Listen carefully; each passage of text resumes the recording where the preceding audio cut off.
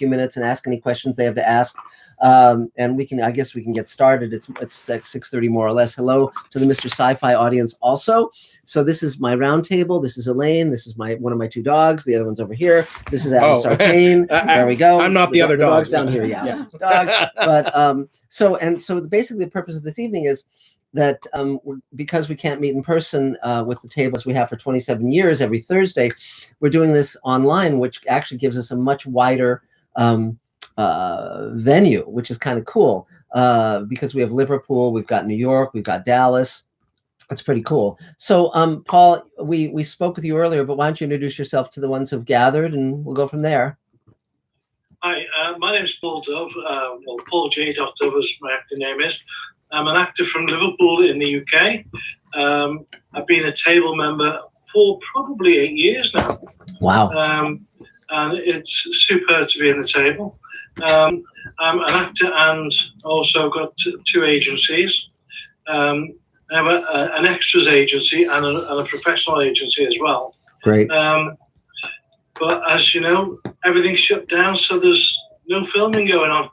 Yes. So we need to try and prepare for when the lockdown comes away. Yes. So I reckon it will be about 3 or 4 months' time, and we can get back to work. Yes. And as I was saying, well, as I was saying earlier, I think the challenge is to find ways to be creative even through this time. As I mentioned, I'm starting to work on a Space Command episode where the actors can shoot it in their own places with their own cameras, and we'll see how that works. But if one embraces a spirit of experimentation and enthusiasm, and it has a green screen. And well, yeah, but you can actually order a green screen for like $17 on Amazon.com. So that's yeah. So, but again, one can, it's one of the ideas I had for actors that I keep suggesting, but no one's taken it on yet, is a podcast called Me on Every Show, where you'd basically look at a show. There's over 500 television shows on American TV, scripted comedy and dramas. And so an actor would choose each day to reenact a different scene from a different show, playing all the roles. and slowly but surely, I'm sure it would gather a pretty sizable audience because it's such a peculiar idea. And so it's just a thought, but it's a fun one. So Paul, do you have any questions or anything you need beyond, of course, staying safe and staying well? All I can think of at the moment is, I think when the industry gets back to normal, I think you're going to see a big difference in the industry because people are realizing they don't need as many crew to produce movies or TV. Yes. So I think you're going to see an awful lot of maybe jobs disappearing. But I think we will get back to sort of making decent shows again. Yeah, well, I think so. So, well, great. Well, it's great to have you here, Paul. So the only thing is, I haven't been on your show yet. Well, there's lots of time. There's lots of time. So, glad to have you here. Yay, Paul. So let's. What a great idea, by the way. Mm-hmm. Oh yeah, thanks. And so Casey will take you, but again, for the newcomers who just joined us, keep your mic muted and then we'll call on each person so we won't get a cacophony. So Casey, if you want to introduce yourself to those other. Hey guys. Mm-hmm. And the dogs, of course. So go ahead, Casey. Hi, I'm Casey T. Corbiere.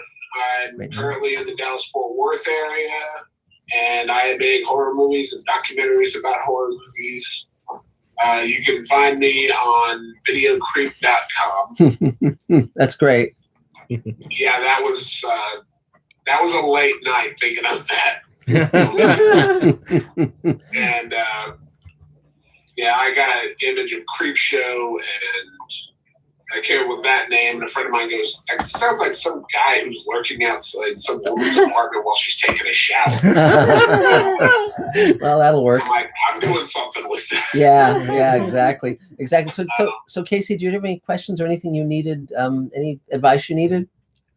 Well, most of my questions was handled earlier, like you said, just keep busy during this crazy time. Well, one thing that's great right now that people are not realizing is everyone is stuck at home. What that means is that executives who are normally very difficult to get in touch with are easy to get in touch with now, and writers, etc., directors, actors, they're all cooling their heels. And so as a result, anyone who's got a Twitter feed, a Facebook page, anyway, or their own website you can probably reach them because they're looking for things to do to avoid dealing with their children. And so, it's an excuse that they're working. And so, for instance, with you, Casey, if there's a writer that you've been trying to reach, maybe to option a short story or something, they're probably gettable now. And so I would just keep that in mind, that there are actions one can take in terms of prep that are very good right now. I mean, it's very, very possible. So I am looking for a screenwriter that can help me out with some of my stories. Cool. Oh, really? Like I said, I want to get back on the convention circuit in the near future once they open them up again. That's yeah. And gotta have materials, so that's what we're working on right now. But great. I can have the story. I struggle with dialogue. Yes. Well, one thing that helps me with dialogue, and by the way, for everyone who's just joined in, please mute your microphone so that we don't have chaos. Thanks, guys. What I was going to say is, for me, several tricks that help me with dialogue. I always cast in my mind every role, no matter how small, and with someone who's very distinctive. It can be someone from my life or an actor that I like. Here for an example, Rockne O'Bannon and I are creating a new show called Sweet Haven, and all the actors are over 60 in that. Ironically, it's about a disease that kills everyone under 60. So only people 60 and above are left alive. And if you see, I'm showing this to everybody, you can see that it's got George Takei and Robert Picardo and Gates McFadden and Nana Visitor and Mike Harney from Orange is the New Black. I'm even re-saying to someone I want to reach out to, and so forth. And so as a result, because they're specific, and I print those out and I put them on my computer when I'm working on the script, it helps make the dialogue come alive because there's a point of view, there's a character voice. So that's one trick that I do that works well for me. If I can hear the voice, I can usually write the character. And but again, if you're Casey, if you're on the table email, the larger email, you can certainly put out the word that you're looking for someone to write with you. I'm gonna send you an email probably. I'm gonna have to change the email address on that. Yeah. Well, we can hook you up with our moderator, and okay. But also, there's an organization called the Horror Writers of America, which is the professional organization of horror novelists. And again, joining that would be a good idea because I think. Okay, and for those who just joined, if you mute your microphone when you're not talking, that'd be helpful, just because so we won't get a lot of feedback. Yeah. So, okay, great. So, anything else, Casey? That's all I can think of right now. Great. I'll probably email you and join you at the next online meeting. Great. If I have. Great. I'll probably be at the next online meeting anyway. Okay. Thanks a lot. Thanks. So again, if everyone can mute their speakers, that'd be great, so that we don't get feedback. Thanks, guys. So Nathan, I guess you're next up if you want to. First, go ahead. There's a question from someone on Mr. Sci-Fi. Not necessarily a question, but I want to get these shout outs here. Sure. We've got Jonathan Hart says, "Good to see y'all." The Seventh Rule says, "Hey Mark, thanks for the great interviews on the Seventh Rule and Orville Nation." Mm-hmm. Shout out to those of you watching. If you haven't seen already, Mark did some interviews with the Orville Nation and the Seventh Rule. Oh. You might want to hear everybody, and then whoever's speaking. Yeah. So has everyone muted their mic? You have to mute your mic so we don't get feedback. Mark, I think as the host, that you have the ability to mute everybody. I have the ability to mute everybody. If you're the host, you can just go down and mute people. Oh, good. Well, what a useful thing. I hope I can do that in my real life. So click on the. Okay, my moderator. Yeah. Okay, great. Mute. We're gonna do this. Let's see. Where is it? Mute. Oh my God. Nope, It wouldn't be here where it says mute my audio. That means your own audio. Oh, my own. So then they can't hear me. Right. Okay. Let's see. Invite participants. 26. That might do it. Really? Click on it. Mute me. Okay. Let's see. Mute. Ah, I see. Okay, that looks like it works, sort of. I think we'll find out. So don't mute yourself. Well, wait, just mute everybody. Okay, let's see. Okay, I'll just go down this and see if I can mute everybody. Let's see. Mute them. Mute. No, it's not working. Oh, did we not get? What? I think Yeah. AJ's the host. AJ. Yeah. He didn't transfer hosting over to us yet. I see. You might want That's to. what it is. Okay. Well, you might want to like text him or call him or Yeah. something. Okay. Good. Well, we'll figure it out. There's always going to be. Mark, you've muted We're still. Oh, hey, hang on. There we go. Now, Okay. Now I'm dulcet. I'm sure. Okay. And so again, just try to be careful, guys. We're still getting that problem. So, Mark, if you take a look at the windows, you'll see who has a microphone turned off and who doesn't. So, Yes. Mark Lungo has their microphone on. Mark, if Mark Longo, if you can mute your mic, that'd be great because we're getting a lot of Yannick feedback. has their microphone on as well. And Yannick, if you can mute your microphone, that'd be great. I think you should. Oh, yeah, that'll work. No, Nope. no, chat. Pin. There it we is. go. We Great. did it. Yay. Life is good. Okay. Life is perfect. Thank you, guys. Thanks. Oh, it takes a village. So, okay, great. So Nathan, I think let me unmute you and then you can, let's see. No, that's Yeah, there you go. Go for it. Yeah, we can hear you. Hello, I'm Nathan Wilds. I'm from the LA Table area. Great. Not a whole lot to report because we're all sitting here at home. A couple of things are up. I am working with Space Command, as Mark can attest. We did some pretty good work today. I'm looking forward to doing more. Great. Let's see. The one thing I am trying to conceive and see if I can develop, and I may talk to you, Mark, about this Yes. personally at some point in the future, is I'm trying to, I have a concept for a podcast that I might be able to develop where it would just be, kind of a recorded phone call kind of thing. And it would be something along the lines of a comparative show, kind of an analysis type of show where we would compare a couple of like shows or movies, maybe from different eras that are along the same theme, or in other ways can be comparable.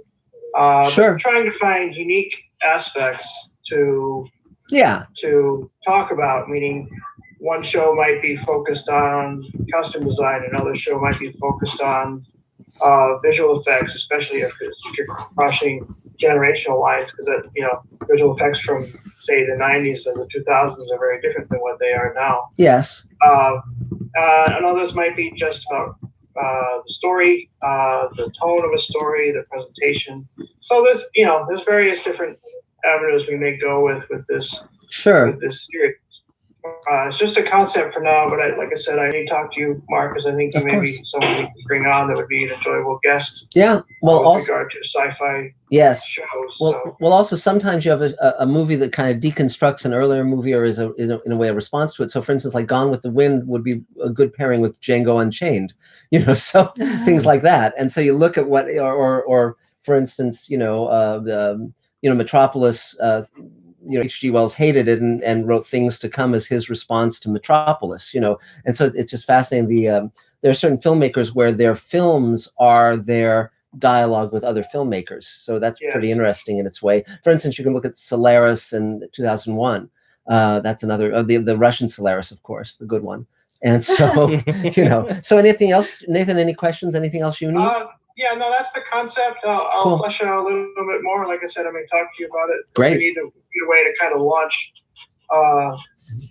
with enough followers so that they can kind of get started, and you have enough people on the first episode, if you will, to get enough eyes listening to what we're saying and what we're presenting to be able to move forward from there. Yes. So, and one thing, it should be fun. It's not going to be about critiquing. No. It's not going to be about one versus another from a winner or loser standpoint. It's just analysis, comparison, that kind of thing. Exactly. And one thing I would also advise everyone is, if you're considering something, just jump in. I mean, one thing that really speeds the plow is you say, okay, this is the thing I'm saying I'm going to do long term. How about if I started it tomorrow? Or today, or this minute? And then all of a sudden it's like, then it becomes the logistics of, well, how do I pull this together? Usually something takes the amount of time you allow it to take. And if it's years, it takes years. If it's, weeks, it takes weeks. Now, that's not true of things like Space Command. No, all for now. Okay. Well, great. Yay. Cheers, Nathan. Okay. So, Larry, why don't? Oh, is there a question? Yeah. Let's go to the questions from Mr. Sci-Fi for a second. I think there was a question. Anyway, Carlton S. Campbell. Yes. Right. A very long name. Yes. Great. Writes, I am a retired military vet. I live in Thailand. Wow. I'm into video photography and history subjects. Yeah, great. And he says that is quite a wall collection you've got there. Thank you. Also, that Thailand is in shutdown, mostly under siege. Yes. Oh. Yes. Yeah.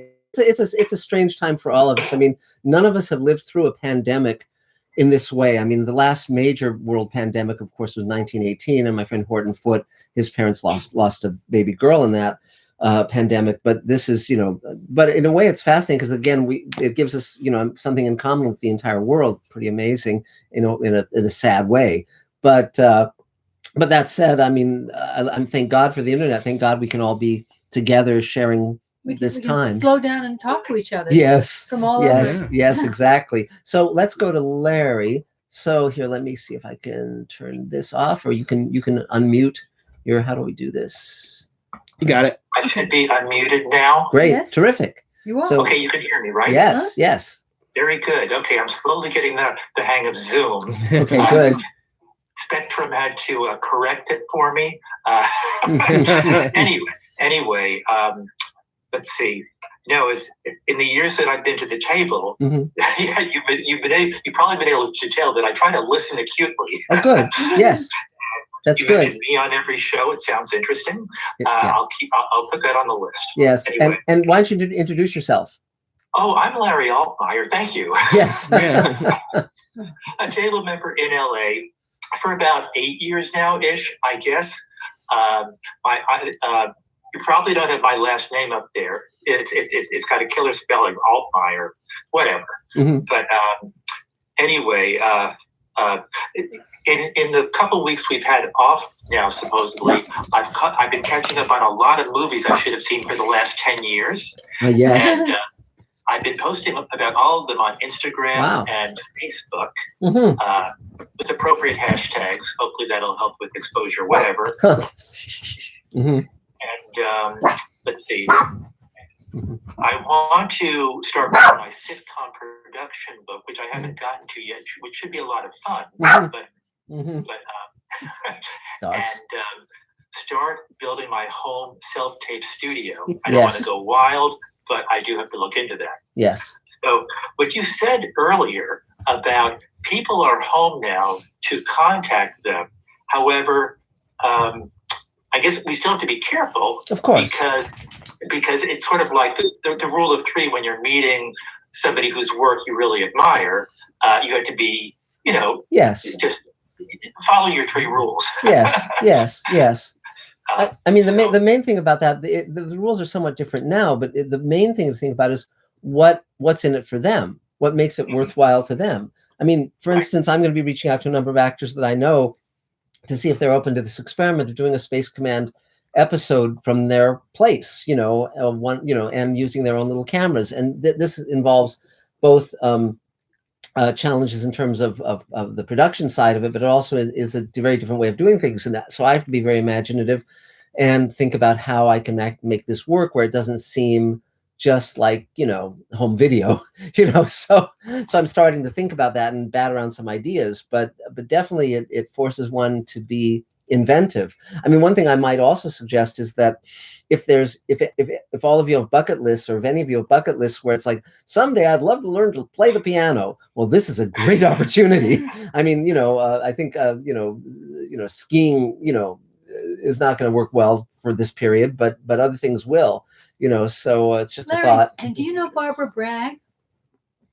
Yeah, we're Facebook friends. Oh, good. Yeah, well, she's definitely gone all out and really put together a very nice system in terms of self-tape. Oh, great. Okay, So we're Facebook friends, so I can easily contact her. Cool. I was going to say, my personal guess, I do not have knowledge, but my personal guess is that getting back to serious business, probably in Hollywood not before July. That's my own guess, not that I have knowledge, Mm-hmm. but that's whatever. But I guess one thing about the table that we know, like in the Los Angeles one, the networking time afterwards is important. Now, Yes.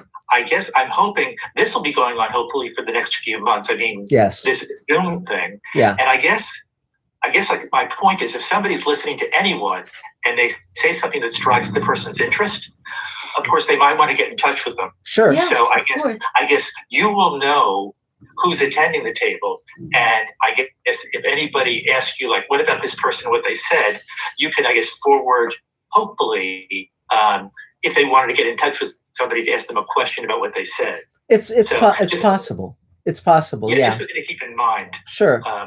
Over the next month or so. Yeah. I mean, my main thing is as I walk around the neighborhood, I just sort of see where the squirrels are, planning for when I'm going to need to eat them. So, I'm kind of looking down the road a little bit, but but great. Anything else, Larry? Well, I guess hopefully we can all just continue to network together, because that's what this group is for. Yeah, absolutely. Well, thanks. Yes. Mark, do you mind if I interject here for Larry? Oh, go ahead, James. Sure. So if you look on your Zoom screen up to the top right, you should have something where you have other options, and you can see a whole list of participants on the side on there. So you'll actually have the spelling of their names. Now, if you want to update yours, you can actually click on yours, and you can rename you to your first and last name. That's great. That way people can see your spelling. I was going to say, do I click on my actual picture on top, or no? You're on the participant list on the right side. What I see is at the moment I have full screen. I have a gallery view and enter full screen. So if you're not in full screen, but you have other options in the top right, unless you have it set up differently on there. Actually, I think I'm in full screen currently. So what should I do? Get out of full screen. Okay. And then you should see you have other options or a ... Yes, I see a square of 9 squares. I don't see the 3 dots. Okay, well, look for it as we go through. Yeah. Then you can rename your name. Okay. And then that way you can then send out an email to the table specifically addressing that person. Great. Okay. That sounds and great. That might be a way of getting in contact with them. Thanks. That'll apply to everybody. Thanks. On some computers, I don't know, at the bottom, there's a thing that says participants. And if you click on it, that's when the list comes up on the right. Oh, great. There you go. Terrific. Okay, Actually, great. I think I just discovered something. People got my full name now. Oh, good. That's great. Well, there you go. That's excellent. Well, 3 cheers, Larry. Yay. So why don't we go to Judy Beecher, since Judy's here, and let's see. Can we unmute you, Judy? Yeah, there we go. Go for it. And again, for those who are just joining, if you can mute your mics, that'd be great, so that we don't get a lot of noise. Thanks. So go for it, Judy. Hi, I'm so excited to be at the table. Yes, hilarious. I never get to be at the table when I'm in New York. It's good. This is like such a treat. I was like, oh my God, I'm in New York and I get to be with you guys. Yes. It's like amazing. So I'm in New York City. I'm in the epicenter of the whole thing. It's really tricky. So what are things like over there, being in the epicenter? Well, I don't know. I live by the water, which is really nice. So as you know. And so I've been like just going and talking to the squirrels, which you were planning on eating. Yeah. There's good eating. I go and feed them, and I'm going giving like food to the birds and fatten them up. Yeah. The ducks that are all around my building. So that's really nice. So no, it's been interesting. It's kind of scary. Yes. I have elderly parents, and I've been trying to stay home and not go over there, and I haven't seen them since it started. And so I've been trying to make this time into a very serene inner kind of, I've been doing lots of meditation and yoga and eating really well. My best friend is here. We're making food. And we're making it into a staycation retreat kind of thing. And what's so interesting, we've been meditating every night, with a guru from India. So we've been doing that. So it's been really good. Keeping that anxiety out. Not look at the news. Yeah.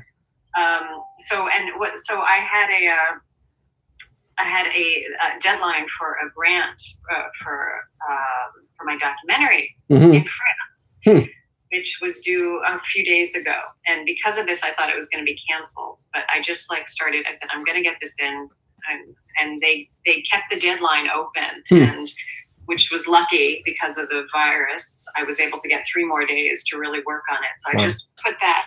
I got that.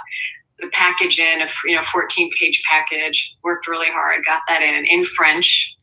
I don't know how, but it's in French, and I got it in. And I actually have a lot of auditions. Wow. Good. I have a lot of auditions. They're film auditions, and they're from people I met a million years ago that are sending me auditions. They're casting directors that I've known forever, and I haven't heard of. Some in LA, some in New York. Great. Friends. All sending me stuff. So I have 5 auditions that I have to self-tape by myself to get them in to go out there. So that's been really good. It's going to be interesting to do that.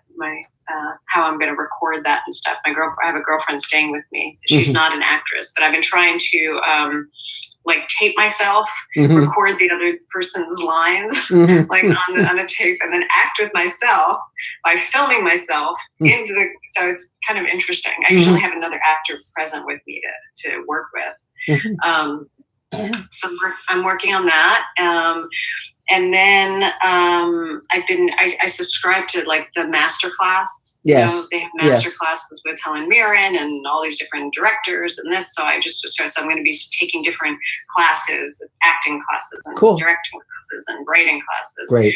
And I would like to, and I don't know how to proceed with this. I had pitched my an idea for a series when I was in LA and in France to 2 different things. One as a TV series and one as a feature script. And I would like to start writing the treatment for that. And I need help. Okay. Because I don't quite know where to begin with that. Yes. They're expecting it, and I don't know. I need help, and maybe to partner with someone, and maybe I mean, okay. Elaine will tell you what to do with yourself. Well, one of the best ways to start with a treatment is, especially because you have a roommate, but even if you didn't, just calling up anybody and tell the story, just verbally. In brief, tell the story. And if you hear them snoring, you've gone too long. Yeah. No, but when you have to verbalize it, suddenly you realize where you're starting to go into too much detail because it doesn't advance the story. It's something that you can only really respond to in dialogue, in the detail. Or sometimes you'll be talking along and they'll say, wait, and they'll get lost. And you realize that there's a critical detail that you left out. So often verbally in communicating it to one other person, we start to better understand the through line of the piece. And so that's kind of the easiest way to just get started, because in the end, what you're doing when you're writing that stuff up is you're telling a story. Yes, don't get lost in detail, because what you want is short. You want it to be brief. It's a précis. It's like a synopsis. So you really want to look at the bones of the story, the bones of the structure. And so some people start with index cards, and then they start with index cards, and then they would go to like one sentence for each scene or something. The trick is to be lean, because if there's a ton of verbiage, you're going to lose people. And the reason for having someone else present is that we tend to get lost in our heads, and also too self-judgmental. Yes. But when you're just having to look at somebody else and see if they're understanding the point of your story. Yes. And what your story is really about. That's why I used to hate because it's so hard to do it. Log lines. I thought, you condense your story into a log line. This is so frustrating. I would get really angry, and I hate log lines, except for the fact that it really does summarize the heart of your story. And when I've finally gotten a log line right, I've often gone back to fine tune my entire script. Yeah. Because I get lost, it's easy to get lost in detail, and that really presses you into owning the heart of your script. Yeah. It's a powerful log line. Yeah. So that sounds good. Anything else, Judy? I have a green screen. Oh, good. Okay. Good. That's good to know. Yay. That's good to know. I'll keep that in mind. Keep that in mind. So great. Time. Well, good. I want one. Cool. That's great. Well, that's great. Thank you for letting me know that. Right. So 3 cheers. Yay. We have a returning. There's we have a question. returning commenter from last week. Great. Arvin Donner. Great. He's a genius. Yeah. He says, any thoughts on how you wrote the series Bible for Space Command? Is there a template format that you use? Yes. Is there another Bible that influenced how you wrote the series Bible? Yes. I've written a variety of like informational documents on Space Command. I've sort of written a Bible, but not recently. It keeps evolving and changing. It's mainly in my head right now because as I meet new opportunities, new characters, new actors, and so forth, I see it grows and it changes. One of the things I'm planning to do is release a book called The Lost Worlds of Space Command that would have scripts and documents that were from other drafts. For instance, Michael Reeves and I wrote a draft of Great Solar War that is not going to be the draft that we're going to be shooting just because the show has evolved. And or I might do those as table reads, or radio plays or something. But that's an unusual opportunity because he's getting to write his own show. Yes. But in terms of creating Bibles that are good for other people, yes. What you really want is to tell the story where we understand, since it's television, since it's a Bible, what would make it interesting for week upon week upon week. Yes. And part of that is... And again, for everyone who's joining in, if you're not talking, if you can mute your mic, that's great, because then we don't get feedback. Great. Yeah, I know. It's fine. But again, there are two different kinds of series Bibles, and it's extremely important to delineate what they are. One is a pitch document, and that's what you're using to present it to a buyer. And those documents, if you use them at all, and many people don't use those, they're very short, 7 to 12 pages, maybe at most.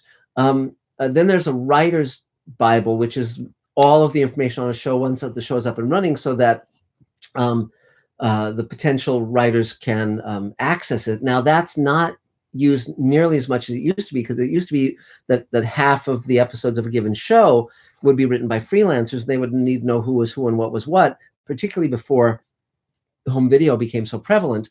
And but now, because most shows are written by a staff, and most shows you can watch the episodes, and the episodes, there might only be 8 or 10 of them per season, you can catch up with what a show is pretty quickly.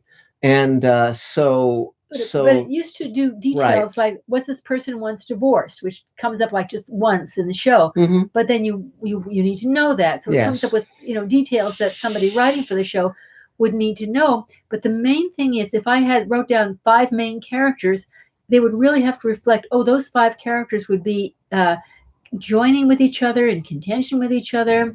It would be very clear how you get a lot of drama out of those 5 characters, if that's what you have. So part of it is you really want to say this is a show that has a long life. No ducky. But yes, and now that's different from the notes that you make for yourself when you're developing something. When you're creating something, then you might be making copious notes about characters, settings, plot, the universe that you're writing in, all of that. And it's funny because it's like you can't often tell when the solution will present itself. I mean, when you're under a deadline, then you have to figure out a solution. You have to jam the thing into a solution. But if it's a longer term project, you might just wake up one morning and suddenly you know it, you got it. Or you might wake up and your wife has worked it out for you while you were sleeping, which is a terrific thing. So that's some of it. Is there another question? Yes. Yeah, and then we'll go back to Herbert Thornton started an interesting discussion. Great. Which sci-fi writer do you think most accurately predicted the world we're living in? Well, that's very interesting, because I was actually talking to Elaine. Elaine and I went for a walk yesterday, and I realized there are 3 novels that pretty much predicted our world, and one novella. 3 novels and 1 novella. And I won't go on at length about this because I wasn't going to do a Mr. Sci-Fi about it. But if you take 1984, Fahrenheit 451, Brave New World, and a novella by E.M. Forster called The Machine Stops, that's pretty much every aspect of our world now. And I'll go into it a little bit in very brief. 1984, of course, was the ultimate book on totalitarianism, where the TV is watching you, where it's basically there's no such thing as privacy. That's certainly what's going on now. The notion of language being manipulated by those in power so that you Your opinion is shaped by the way they change vocabulary, all of that. Misstatements instead of lies. Right. The notion of we don't remember the past. The past is erased. So who our enemy is now is who our enemy is, even though in the future, in the past, they might not have been our enemy and someone else might have been our enemy, so, in quotes. So that was very prescient. Brave New World predicted sort of the drug culture, the notion of anesthetizing oneself with medications, tranquilizers and so forth. It also talked about, sex, kind of casual sex. It talked about, babies being grown in bottles and so forth. And so that's sort of like the flip side of 1984. Then Fahrenheit 451 was about, wall screen televisions. Ray predicted phones that you can put in your ear to talk to people, seashells, he called them. You've got, books being burned and censorship of thought. It's so the three of them really combined. You can look at pretty much every aspect of our society. The one thing that they didn't predict in those three novels was the internet. And I thought science fiction hadn't predicted the internet until I came across a novella by E.M. Forster called The Machine Stops, which amazingly was written in 1909 and deals with the internet. It deals with a woman who's sitting alone in her home, which is just one room, and she's giving lectures to people watching her around the world. It's an amazingly predictive novella, and yet there was no word for computer, there was no word for television. And so, yeah, I guess, but that's low hanging fruit. It's like he predicted cyberspace, or coined the term cyberspace, but I mean, Blade Runner had already sort of blazed a trail, and he was kind of following in that path. So, that's sort of my 2 cents on that. Why don't we move up to Michelle Hart? It's your turn, Michelle. Go for it. Let's unmute your mic if we can. Can you unmute your mic? We're not hearing. There you go. There you go. I have relatively little to report.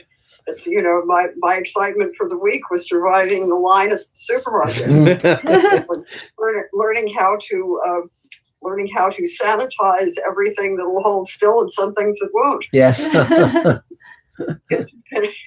It's been an unfortunate adventure. Yes. And I have done really very little. There is very little one can do. I heard from, as I suppose any other actors have who are doing any background work, that Central Casting has not only decided you shouldn't come visit, they've closed their offices indefinitely. Yes. Yes. Some friends of mine were working on a film in Australia, had gotten this is just interesting news, if you will, because there's nothing specific going on here. They had been working on a film. There are apparently only 2 things being filmed down there at this time, and one of them is the piece with Tom Hanks, who, as we all know, has coronavirus. Virus. Yes. And because there were only these 2 productions, everybody decided to get together and have a party. Mm-hmm. So they got together and had a party, and many of those people are now down with the virus. Wow. And my friend's boyfriend, who was the one who was working on the project down there, I think he's DP, I'm not sure. But at any rate, he had decided he was going to stay home and not go to the party. So he has escaped. Wow. And is fortunate that he has a condo down there, so he's got a place to be. But all hell's breaking loose down there as well. Wow. And both the productions have been shuttered, and they, I understand, took all of the sets and props and costumes and everything and literally shrink wrapped them with the kind of plastic stuff that they use around when you're having your furniture moved and so forth. Wow. Everything, and when they are free to go back to shooting, they will just unwrap it all, and we hope it's soon. Wow. Yes. Well, thanks for that, Michelle. So, yay, Michelle! Yay. Bringing a whole new meaning to the word wrap. Yes, really. Yeah, that's a wrap. Yeah, That's exactly. a wrap. Exactly. So, Jacob, if you want to chime in, we can. Let's see if we can get your. Just hit the red thing. Let's see. Okay, great. You're unmuted. There we go. Yeah, we can hear you. Okay, my name is Jacob Kamhis. Originally, I published my first article 40 years ago. Wow. Mm-hmm. And so I've been a writer for a long time, newspapers, magazines. In the early 90s, I got into screenwriting because of science fiction. Wow. There was a story that just wouldn't go away. Mm-hmm. And I've written many versions of the story. One of them actually placed in the Nickel contest, the Nickel screenwriting contest. I've written about 20 scripts and all different genres, some paid, some spec. And one article I wrote on clean energy got into a magazine, and then I began producing these clean energy documentaries, hour-long programs which were televised, and that's what got me into the Producers Guild. Mm-hmm. So for the last few years, I've been doing a lot with them. And then I got into a local production as well, but that's been halted. The filming is done, but post-production is, I think, dead right now. So I'm getting back into screenwriting. And I'm just thinking, I'm hearing that, maybe people can want somebody to talk to. I'd be happy to give out my email right now to all you guys. Sure. And then if you want, you can contact me, ask me a question. We can talk on the phone. But I've got time now before I come back to LA. So if you want my email, it's jkrazz7@yahoo.com. And you can type that in the chat too as well. Great. Okay, terrific. Great. So anything you need beyond that? Go ahead. You can change your name on your icon to that. Just click on the upper right-hand corner of your little window, and it'll give you the option of renaming. Mm-hmm. Oh, great. That's cool. Cool. That's great. So that's thanks. me. Thanks, Jacob. Terrific. Yay. Cheers. So another question from the crowd. Oh yes. Not necessarily a question, but Sharon Beam says hello. Yes. What is it? There it is. Hi, Mark and Elaine. This is Sharon, Elaine and Meg's daughter, your old neighbors. Congrats on your success. Wow, that's great. Terrific. That's neat. Thank you. Okay. Well, hi. It's good to hear from you. Yeah. So I guess let's go to Susan Flake, if we can. Susan, you want to unmute? Let's see. Okay. So can you hear me now? Yes. Is Now, it all right? now we can hear you. Yeah, and everyone else should mute their mic if you can. Probably mute your TV as well. Yeah. Great. Because it sounds like someone isn't muted. Oh, someone has the news on and we can't hear. Okay, thanks. Great. Go for it, Susan. Hi, I wanted to ask you, I'm looking with my co-producer to film later in the autumn in 2020. Yeah. 2020. And I'm hoping that's going to happen. But yes. What kinds of things are you there in the film world? What things might we be up against that I maybe not realize it's caused by the virus? You mean, well, they've shut down production.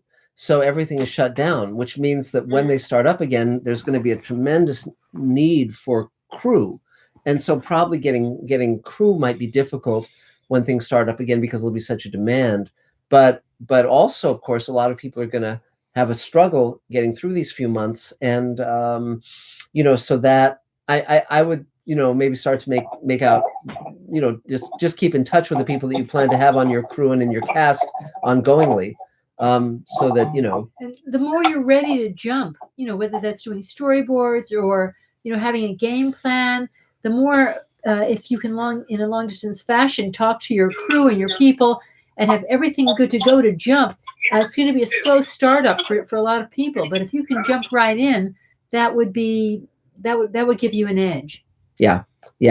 So, but yeah, I mean, again, the thing is, one can do a lot of prep while one is waiting for this to be over. And I think the more one can do prep, the more one can be in contact with people. And obviously, if there's any money in the budget where you can lock down people, where you can basically hire them for a start date, as this continues, we'll know more and more specifically when it's over, basically, or when it's over enough for us to all resume our work.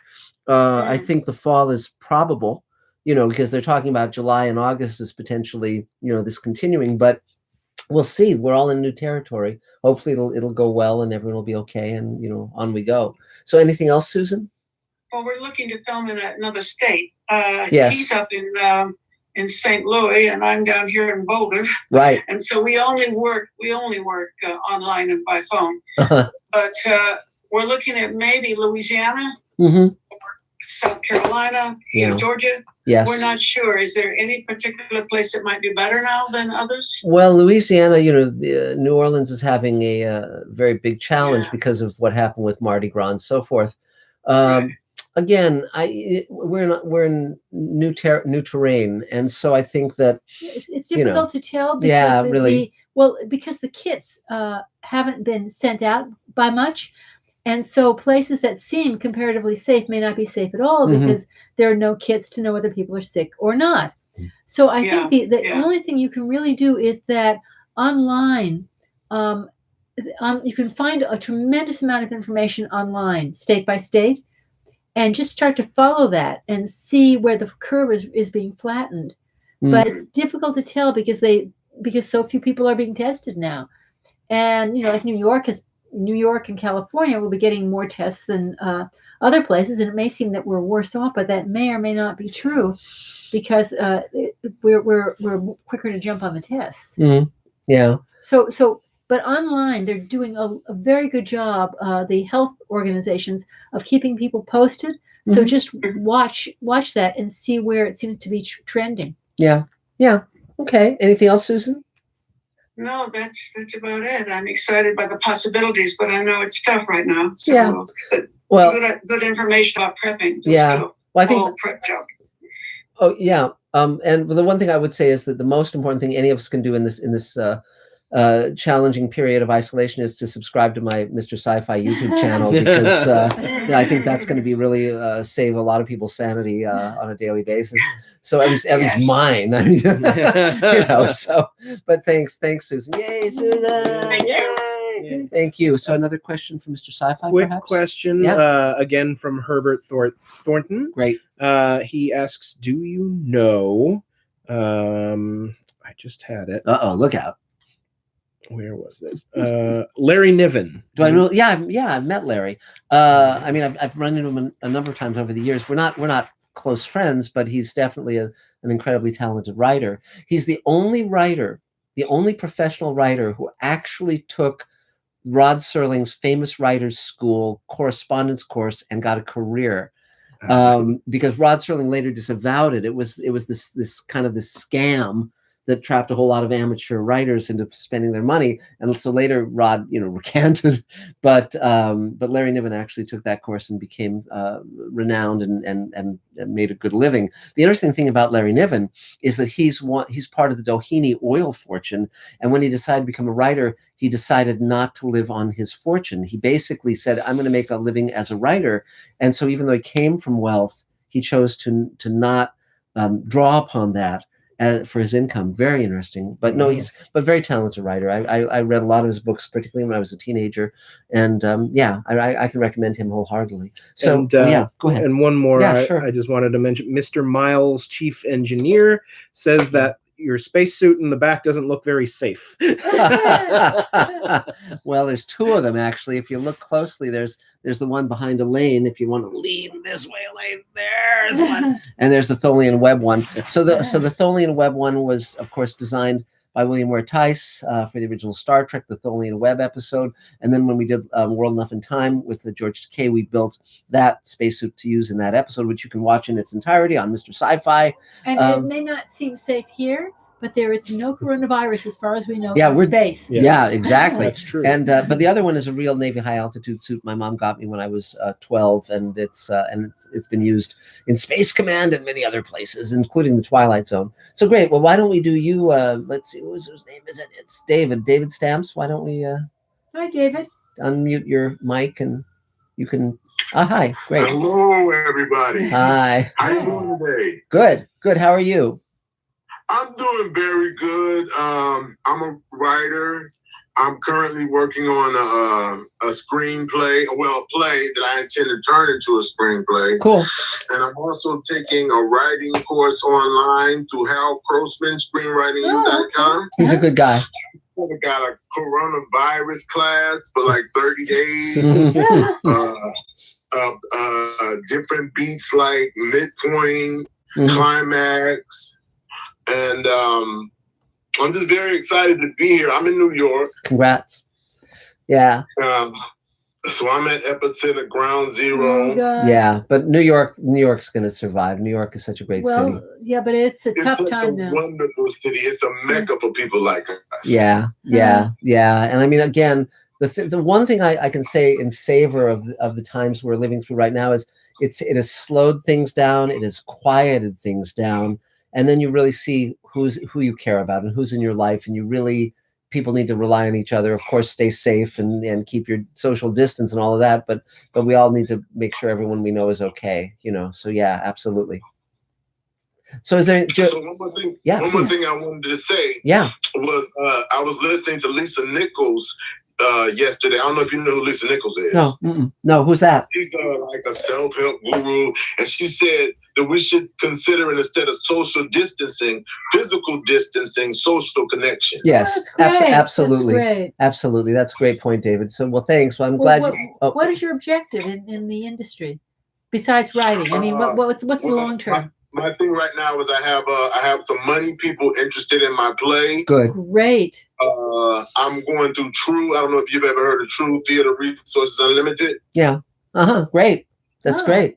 So I'm taking the PDMP program with them, so I'm learning about theatrical producing through them. Great. And I'm hoping to produce my play and then raise the capital to produce it as a film. Cool. That's great. Can I give you just a little bit about the script? Sure. In brief, yeah.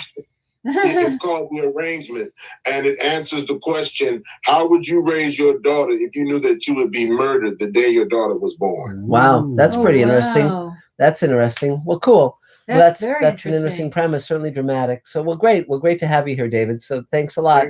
Yay, David. Yay. So now we move to another David Bartlett. So David if you want to unmute and we can hear what you got to say. If we, his little red thing. Yeah, there we go. There you are. Yeah, we can hear you. Hi. Hello. This is Bita is the new Ines, for those of you that know my Hi, Bita. Hi, Bita. Good to see you. Taking over. She's doing a great job. And I am a filmmaker, a teacher, and a human rights activist. And I'm also the co-producer of Space Command. Yay. Great. Yeah. My background was I started making films when I was 10 years old. I worked in the studios for a long time as a sound designer on films like Pulp Fiction and Speed and Total Recall and Tremors, one of my favorite movies. And then I started working on independent films of my own, and I've done now 64 film festival awards. Cool. So Wow, I've been great. around many directions and many types of filmmakings. The thing I want to talk about with this environment that we're in now is I see this as an opportunity. And the opportunity is this. If we really take the time to look at what we're doing and do things like cleaning your office, I mean, like really cleaning your office, like files from your computer, every scrap of everything. Yeah. And you really take a look at what you're doing with your life and how you're spending your time each day. Sure. And what your goals are, long-term or short-term, and if it's really what you want to be having. So you can take a look at what you want to be having for real, and now you have a chance to reset that life and yours, people around you, and your friends and family. So one thing I like to do with people is to help them out with career things. And I do give a little advice around the edges for that, which I'm happy to do with people if they're interested. But I also offer jobs on Space Command. Yay. Yeah. There's a large opportunity for people to work on Space Command as a volunteer, and in some cases, even for some paid positions, believe it or not, at home. We're doing a lot of things with Adam, who's sitting right there, I'll point at him, who is helping me organize and submit to the people who have contributed to past Space Command campaigns on Kickstarter. We are sending all the perks back to them. So we're getting a leg up on that. And we have a new campaign that's about finished. We're going to launch into those perks as well. Great. And this is the kind of thing to help with at home if you want to. I also have, like Nathan mentioned earlier, that he was working on Space Command today. He was working with me doing the breakdowns of the script in great detail for the shoot that's coming up as soon as the virus is over with its, what it's doing. We get to go back to work. We'll be ready because all the prep is being done for that right now. So we are not idle. We are not sitting on our hands. We're moving forward on all fronts. So if you have an interest in learning about things that you don't know and you want to go forward with in a new way, I can help you with that. If you want to jump in on a job that you already have now that you can't physically leave your apartment with, but can still contribute, I can probably help with that too. So there's a number of different opportunities that I was thinking of that we could offer people, while they're at home during this, time of crisis. So I have here, this is my email. Okay. And we'll type it into the line down from below there. Hi, Sarah. So if you want to, you can also reach out to, do people have Adam's contact information? No, but you can mention it, Adam, if you like. Oh, yeah. You go ahead and type my email in there too. Okay, great. Into the chat. And beat it too, anyway, so I can offer that as well. Great. That's kind of everything I was thinking of saying that. Do you want to say anything, Beta? This is her first time at the table. Hi, Beta. It's just opening. Why don't you slip up here? Have some pie. Hello. My name is Pizza Refnia. I am originally from Austria. My parents are from Iran. So I came to LA like 2 years ago, and a year before that I lived in New York. I came here to study for acting for film at the New York Film Academy, and I graduated, and I was like working in different theater productions, and they all are on hold right now. Yep. And I've been meaning to produce 2 short films that are also on hold right now. Everything that I've been doing, either shooting short films or producing them or whatever I've been doing. I like dabble into different things right now. I've been recently just become David Bartlett's assistant. Do a lot of things I have not done before, which is great. So looking for everything. So Beta is very intelligent. She's very enthusiastic. She's young. She has all sorts of energy, and she is eminently exploitable. So, well, let's talk to HR. But it's great to have you aboard, Beta. And the thing that I often say is, to have a career in the industry, the main thing is don't flake. I mean, just do what you say you're going to do. Have a good work ethic. Be open to learning, and really come with a positive attitude. And I mean, it's not a mystery. I mean, my whole thing is that I'm always trying to simplify. I'm always trying to get down to the core of things. Most people make the mistake of becoming insanely over busy and scattered. And as a result, I often say, if you go in every direction at once, you get nowhere. And for me, it's like saying, okay, what's the specific what's the most effective thing? And every day I make a list of what I have to do that day, and I then start cutting things out, and then down to the core things that are important to do, which is, for instance, like, just to give you an example, today, I've sold a book called Greenlighting Yourself. So I'm writing that book, and I'll write, a few pages every day. And then I'm also working on Space Command, and reach out to my investors and so forth. But I break it down into the major tasks, and it's always 2 categories. It's tasks that advance my art and tasks that bring me money, and it's like anything that isn't one of those 2 things on a work day is like, can I get rid of this thing? Do I need to do this thing? And that limits it down, because then it isn't impossible. And that focus allows me to get a lot done, actually. But it's just a word to the wise, But again, you find a lot of people flaking, a lot of people not doing what they say they're going to do, a lot of people thinking it's going to be easy. It's not easy. It's just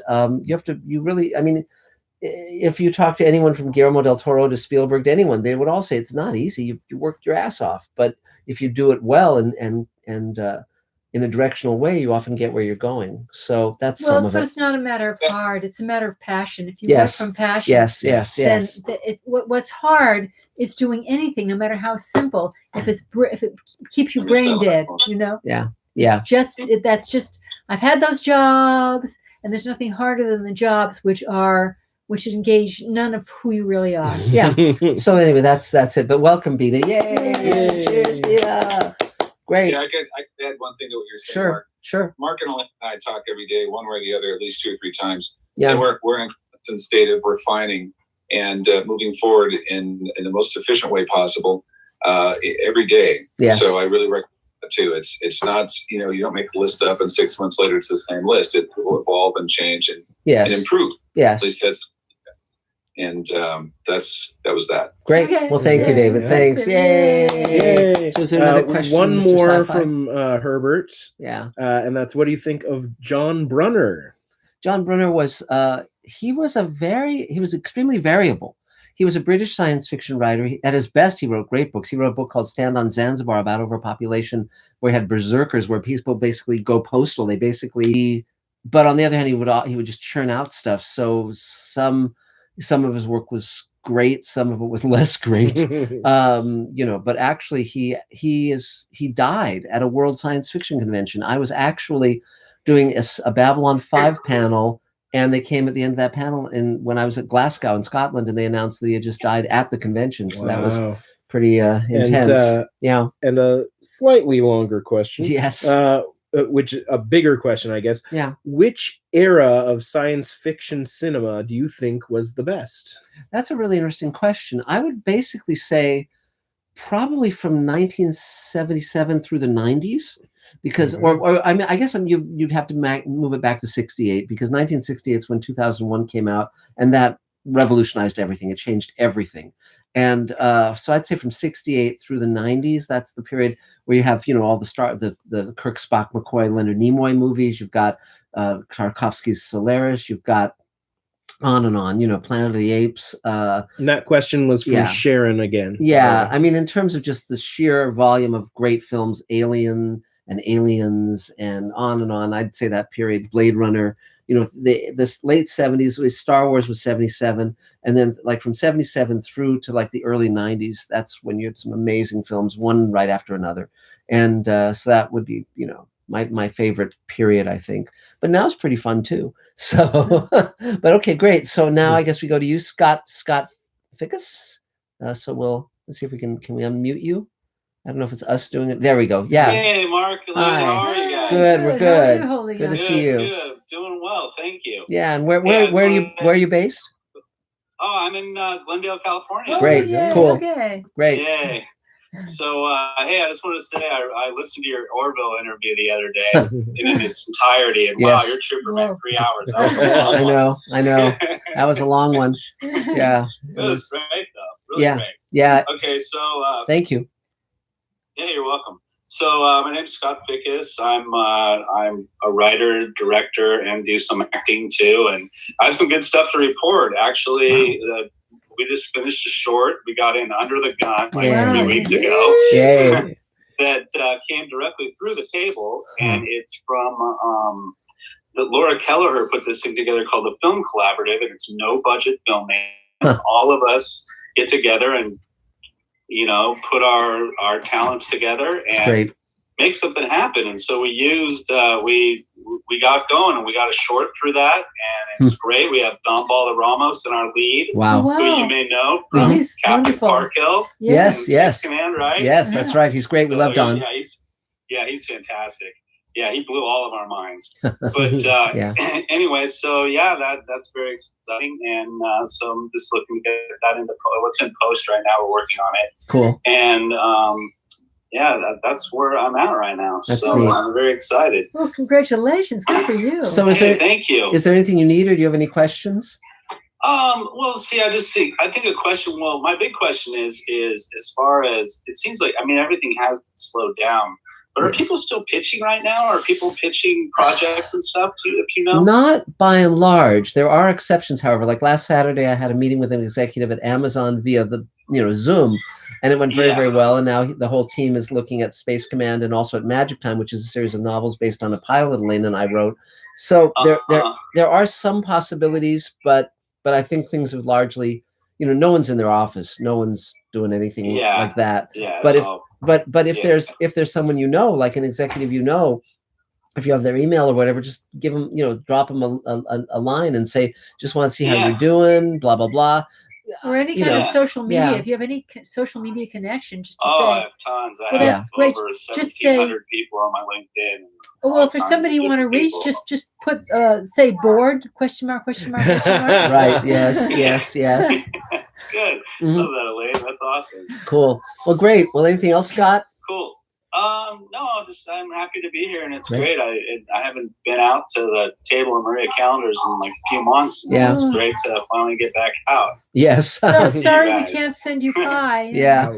Yes. Well, great. Yeah. Yay. Okay. Well, thanks, Scott. Thanks a lot. Hey, Great. you're welcome. Okay. Thanks a lot. Yeah. Bye-bye. So, is there another question from Mr. Sci-Fi? Yes, there's a big one here from Angel Alvarez. And also to everyone, if just remember to mute your mics so we don't get a lot of feedback and chatter. Yeah. So yeah, good. Thank you. There we Okay, go on. Angel Alvarez says I wrote a 30-minute pilot and have story ideas for 11 more episodes. Great. I'd like to do a GoFundMe, but I'm completely disoriented as to how I should go about it. Also, my wife asked me what the show was about, and I was able to answer. Then she asked, what's the first episode about? And I just kept stuttering because I could not answer. Any advice? Yeah. Let's see where to start. Any kind of crowdfunding campaign is going to be very challenging right now because people are feeling so uncertain. That said, we have a Kickstarter campaign going, and right now it stands at $54,000. Hopefully people won't pull out their money in the last 9 days. And by the way, if anyone wants to go onto our Kickstarter campaign and, throw some money our way, that's much appreciated because, we're keeping our doors open and keeping our team, on salary. But the real question is, what makes your work? Why would people want to give you money? And that's where, if you can attach actors from some of the shows you've loved, there has to be something that motivates people. Because if it's a project that is by someone they've never heard of, it's very hard. They're not just going to step up. There has to be something that you can use for leverage. Right. And, that's... And remember, the point of crowdfunding is that it's like people will put their money up if they don't think that, big corporate is going to give it to them. And so if you want to be sure that what you're putting out there is something that big corporate wouldn't give to people that you feel is a heart project that a lot of other people might like. And in terms of your first episode, just think of, go through, okay, you have an arc, you'll be able to tell what the series is about, but the whole thing is about, but just say, how can I set it up where people will understand the tone of the show, where I'll have a really strong introduction to the lead characters, and where it ends on a cliffhanger. We put them into a cliffhanger, but we really get a sense of the tone and the feel and the pacing of the show. And like, what's that first benchmark? Where do you want to leave us so we understand week to week what we're going to see? And we're just really drawn in. So try and think through it that way. It's just, that first, hi, how are you? You set something up where I say, how is this going to resolve? I want to take the ride. I want to see where these people go. So it's really the investment episode. It's the gotcha episode. Yeah. Yeah. And, shameless plug, Mark, you mentioned earlier you're writing a book called Greenlighting Yourself. Yeah. So definitely that's worth reading once I write it. Right. Once it's out. But again, try to start small. I mean, someone was mentioning the no budget filmmaking. There's a class called No Budget Filmmaking, which I highly recommend.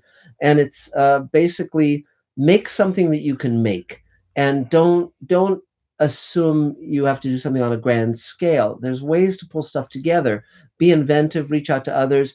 But even a great minute of material is going to be more persuasive than a mediocre hour or 2 hours.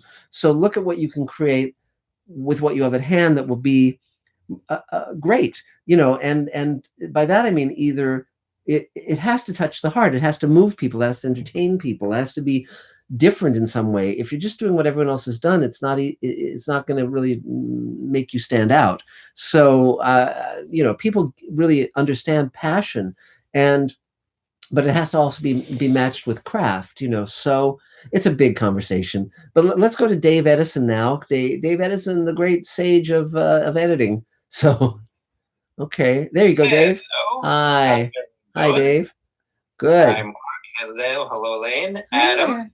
How are you? Hi, Dave. And the two growling little mongrels around there somewhere. Yes, they're around there somewhere. Down. We've bored them into submission. Yes, exactly. I was going to say hold them up for the people to see, but let them sleep. No. Yes, exactly. Don't wake the baby. Whew. Yeah. So. Well, for those of you who don't know me, congratulations. And I am the editor of Space Command. I've been an editor for Yeah. 22 years perhaps. Yes. And was an actor, writer, comedian before that. And it's come to this. So the first hour is pretty well done. Adam, I did those changes to those corrections to the credits today. Great. If you get any more credits changes, keep them to yourself because it's a pain in the ass. You got it. Yeah. Okay. What else? We're working on hour 2. Yes. I've gotten in the past couple of days some new VFX shots from Tom Cam, who did a great work on creating a corridor on the Paladin, our spaceship. When there was no corridor, it was a green screen behind the people. Yes. It's actually even worse than that. It was a partial corridor that we had, and he had to match it and track it, and he just did a great job. And our other guy, Vince, has been creating some backgrounds in the alien ship, so we're moving along on that. I've sent them some new plates to work on new shots. Other than that, I have a backup drive, so we've now got the project. I got the drive back, so I backed up the project, so it's well protected. Great. Dave, just moving forward. we have there's a question for you from our YouTube audience. Cool. Mr. Miles, Chief Engineers, says, which program or programs do you prefer?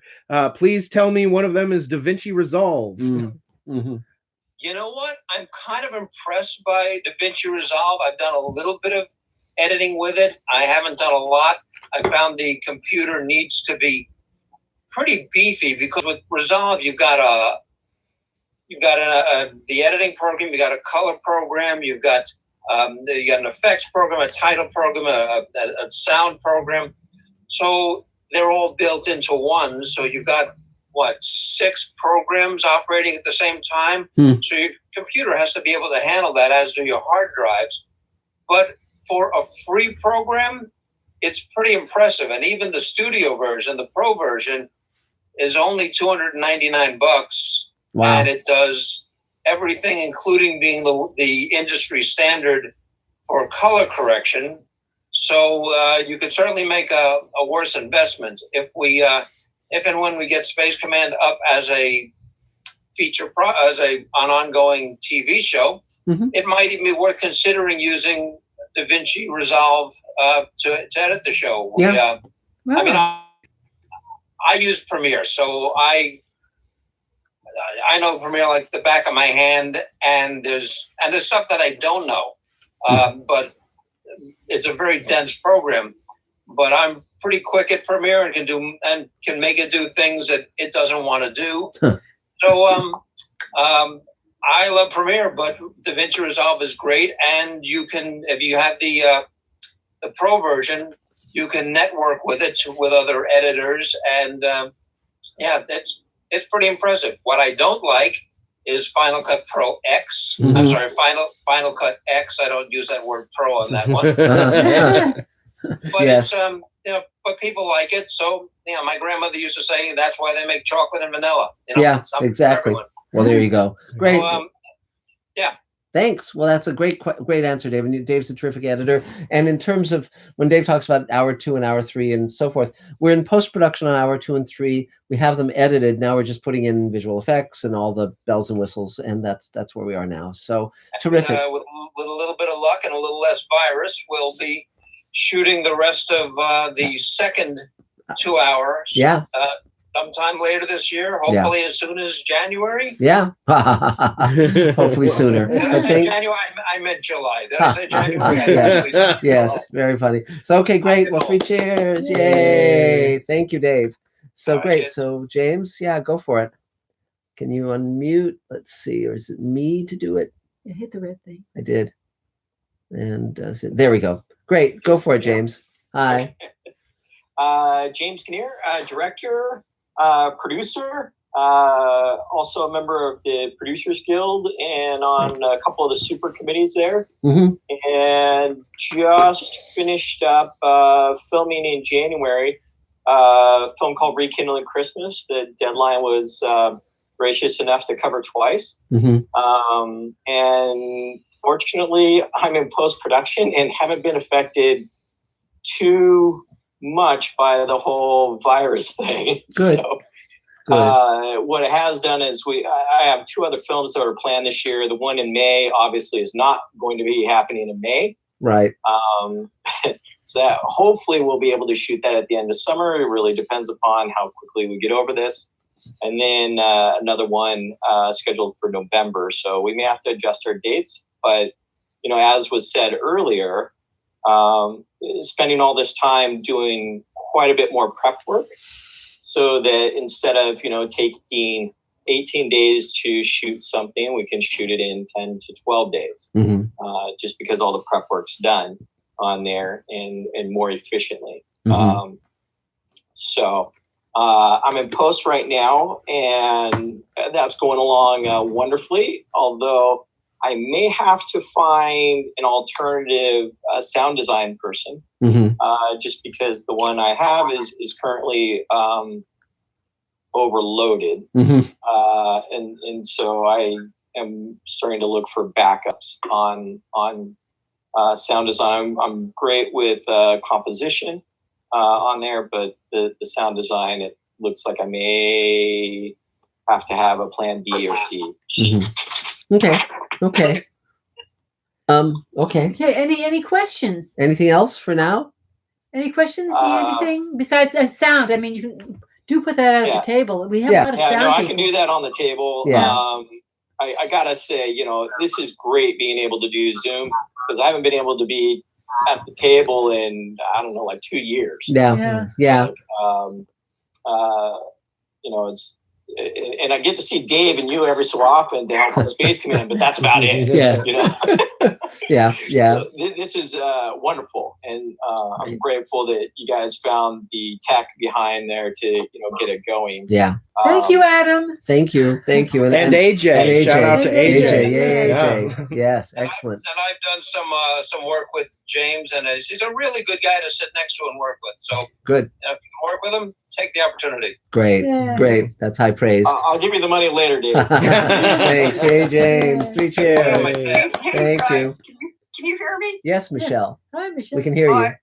I am not making a horror movie. I am lighted by a candle. Wow. Oh my. Oh no. And the only thing that's working is my iPhone. I was talking about iPad before. Holy cow. The pad has went out with the system, and the iPhone is working, and so this is what Michelle looks like by candlelight. Well, it's nice. It looks good, actually. Mood lighting. Yeah. Well, so is your whole neighborhood out, or what's the scoop? Apparently so.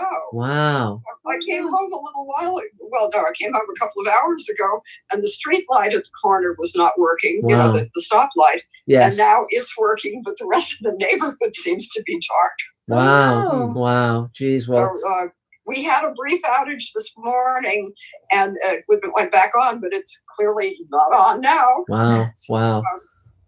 I'm not cursing the darkness. I've lighted one little candle. Yes. There you go. Well, if you need further assistance, let us know, and we'll reach out and make sure you're okay. What, you'll come over with a flashlight? We'll send you some fireflies. Yeah. Well. Thank you. Yeah. Wow. But okay. Oh my God. Guys. Okay. Well, hang in there. Rains pours. Yes, exactly. Well, best of luck with all of that. But seriously, if you need anything, let us know. And so I guess we were. It's okay. No, I'm fine. I've got candles and flashlights and a gas powered stove. Good. That's good. So that works. So Jean, I think we were going to do you next. So if you want to unmute and great. I'll unmute. Great. Yeah, there you are. I don't know if you can see me very well. Yes, we can. That's better, I'm sure. Good. I'm an actress. I also have a company called Gents. We've been around for 35 years, a long time. Of course, we've been shut down. How can you do workshops right now? In the rent, we have like a little theater as well as a back room. The rent's not cheap. It's in Culver City. Landlord has been good. He's waiving next month's rent. But we obviously didn't have any income this month, but I can't complain. I know everybody's in the same boat. Yes. I wanted to address Judy's thing because I also at the studio, which I've now moved home because I'm not supposed to go out. But then again, no actors can come over, so I could self-tape them anyway. But what I did discover with my partner is that we can go on Zoom, and if there's just two of us and we do a scene together, then both of us show up on the screen equally. Cool. And then if I save that, I record that and save it, I can go to iMovie, which is not the program that is connected to the camera that we usually use. So, but I'm not skilled in iMovie, but I did manage to cut off the half of the screen that he was on so that I could just see my audition, which is, of course, what they want. They don't want your reader. Right. So I guess my question and what my need would be is someone who could guide me a little more. When my first cropping of it made it an MP7 or something, Jesus. and then I couldn't share that because I don't even know what it is. So I don't even know what I'm trying to share. Wow. So then I went back in, I tried to make it an MP4 and it let me, export it as an MP4 and then I could share it. But if anybody has more knowledge of iMovie, which I'm not very good at, I would deeply appreciate advice. Okay. Any iMovie people Dave out there? or Mark No. Gushwich. Jennifer Caldwell just said. I've never been able to wrap my head around iMovie. It's too simple. Yeah. I see. Well, I'm not going to try Premiere. Yeah, really. I think that'd be way above me. Yeah, I mean, what I would suggest is just, there's endless tutorials on YouTube for almost everything, and so you can actually, Google's gotten very sophisticated where you can write actually very detailed questions, and it'll take you exactly to where there's something on that specific thing. So I think that's where I would start. Something inexpensive that's been recommended to me is Filmora. Filmora? Filmora. I think they have a free trial. It might put a watermark on it, but it'll at least let you operate it. And it's maybe $70, under $100 anyway. Yeah. So take a look at Filmora. And frankly, DaVinci Resolve is free. You don't have to use every aspect of it, but that's a possibility as well. Great. Oh, really? There's also a program called Wondershare that I prefer. It's a very good program. I'll send you the link if you shoot me your email. Great. Cool. Okay. What's your email so I can shoot you an email? CCC@videocreep.com. CCC@videocreep. Yes. Creep. Like creeping along the ground. Oh, creep.com. Yeah. Videocreep.com. I do horror movies. Yeah, exactly. Great. I know you're not a creep. I know. Great. You don't want the eye patch fool you. Yeah, thank you. Thanks. Hello, can you hear me? Yes, Mark. Okay, so you can also do a search online. I don't know any programs, but I know I get emails all the time. You do a search online. There are these programs out there for YouTubers that are relatively simple and free. If you do a search online, some of them might pop up because a lot of YouTubers, they have no technical ability. So people have designed these editing programs for them. Cool. Oh, okay. Great. And then also, as I mentioned before, that weaudition.com where you can, I think it's free. There's about $10 a month. I think it's like $15 or something like that. Yeah. I don't know. Was it 15 now? I thought it was 10. I pay 10. But, yes. Anyway, you can do it all right there. You can self-tape it and someone reads with you. Cool. Oh, okay. That's great. Anything else, Jean? One other thing, because the workshops, I realized I could do the way we're doing Zoom. I Yes. mean, we have to limit it to 20 people, but they have to be able to perform and have a reader without, in front of a casting director or producer or whatever, so our work can be seen. So is Zoom the best program for that? Are there other programs that I'm not familiar with? I mean, I'm just getting used to Zoom. Zoom seems pretty good. I mean, it can accommodate a number of people at once, and that's impressive. I like it a lot better than Skype, which I've had a lot of problems with. And if I were to read a scene with you, would both of our faces be up on the screen? I guess. Well, that's what I wanted to tell you really quick is on Zoom, you can actually tell it to lock on a specific person and only film that person on the main screen as opposed to all the other windows. You don't have to film those windows. Oh, really? Yeah. So you just got to get a little bit more into the functions. That's all. Okay. Cool. And you would press record, James. Is that what you would do? You would hit the record button, you record it, and then if you wanted to like edit it down in iMovie, you could, or whatever editing software you have. You don't have to actually then send them the whole thing. Cool. Great. That sounds great. Thank you. Thanks, Jean. Yay. 3 cheers. So Mark Lungo, I don't know if you're there. Yeah, I see. Okay, if you want to unmute and introduce yourself, you're welcome to. Yeah, can you unmute? Let's see. Is it? See, it doesn't seem to work. I guess Mark. There you go. Yeah, go for it. Mark. Uh-oh. Mark? Oh, it's very. I published a RPG, The Crimes for a few years back to You're coming. It's see what was happening with the game. We go to our table. You hear him? It's coming out, Mark. It's coming out very distorted. It's very hard to understand what you're saying. Is there a better mic or some different way of doing it? Or if you could maybe type your comments in the chat. Oh, okay. But you'll need to mute your mic. Yeah, because it's just coming out as distortion. Yeah, it may be the buffering. But okay, yeah, thanks. But if you want to put it in chat and if you have a question, we'll follow along. Definitely do that. So were there more questions from Mr. Sci-Fi? Not really. Okay. Kevin Scott says hi from Huntsville, Alabama. Cool. Rocket City, where NASA Marshall Space Flight Center Great. is. Wow, that's great. That is So okay, great. well, given that we want Mark Gushowitz, why don't we do you, so to speak? There you go. Great. Can you hear me? Yeah. Welcome to my office. So I kind of want to start. It's kind of on a sad note, but a table member by the name of Craig Weissman last Friday. He hasn't been to a meeting in a while, but he was at a lot of meetings last year, and he did all the behind the scenes shooting for my short film. And on Friday he passed away. Oh dear. So I wanted to acknowledge that because he was a really nice guy.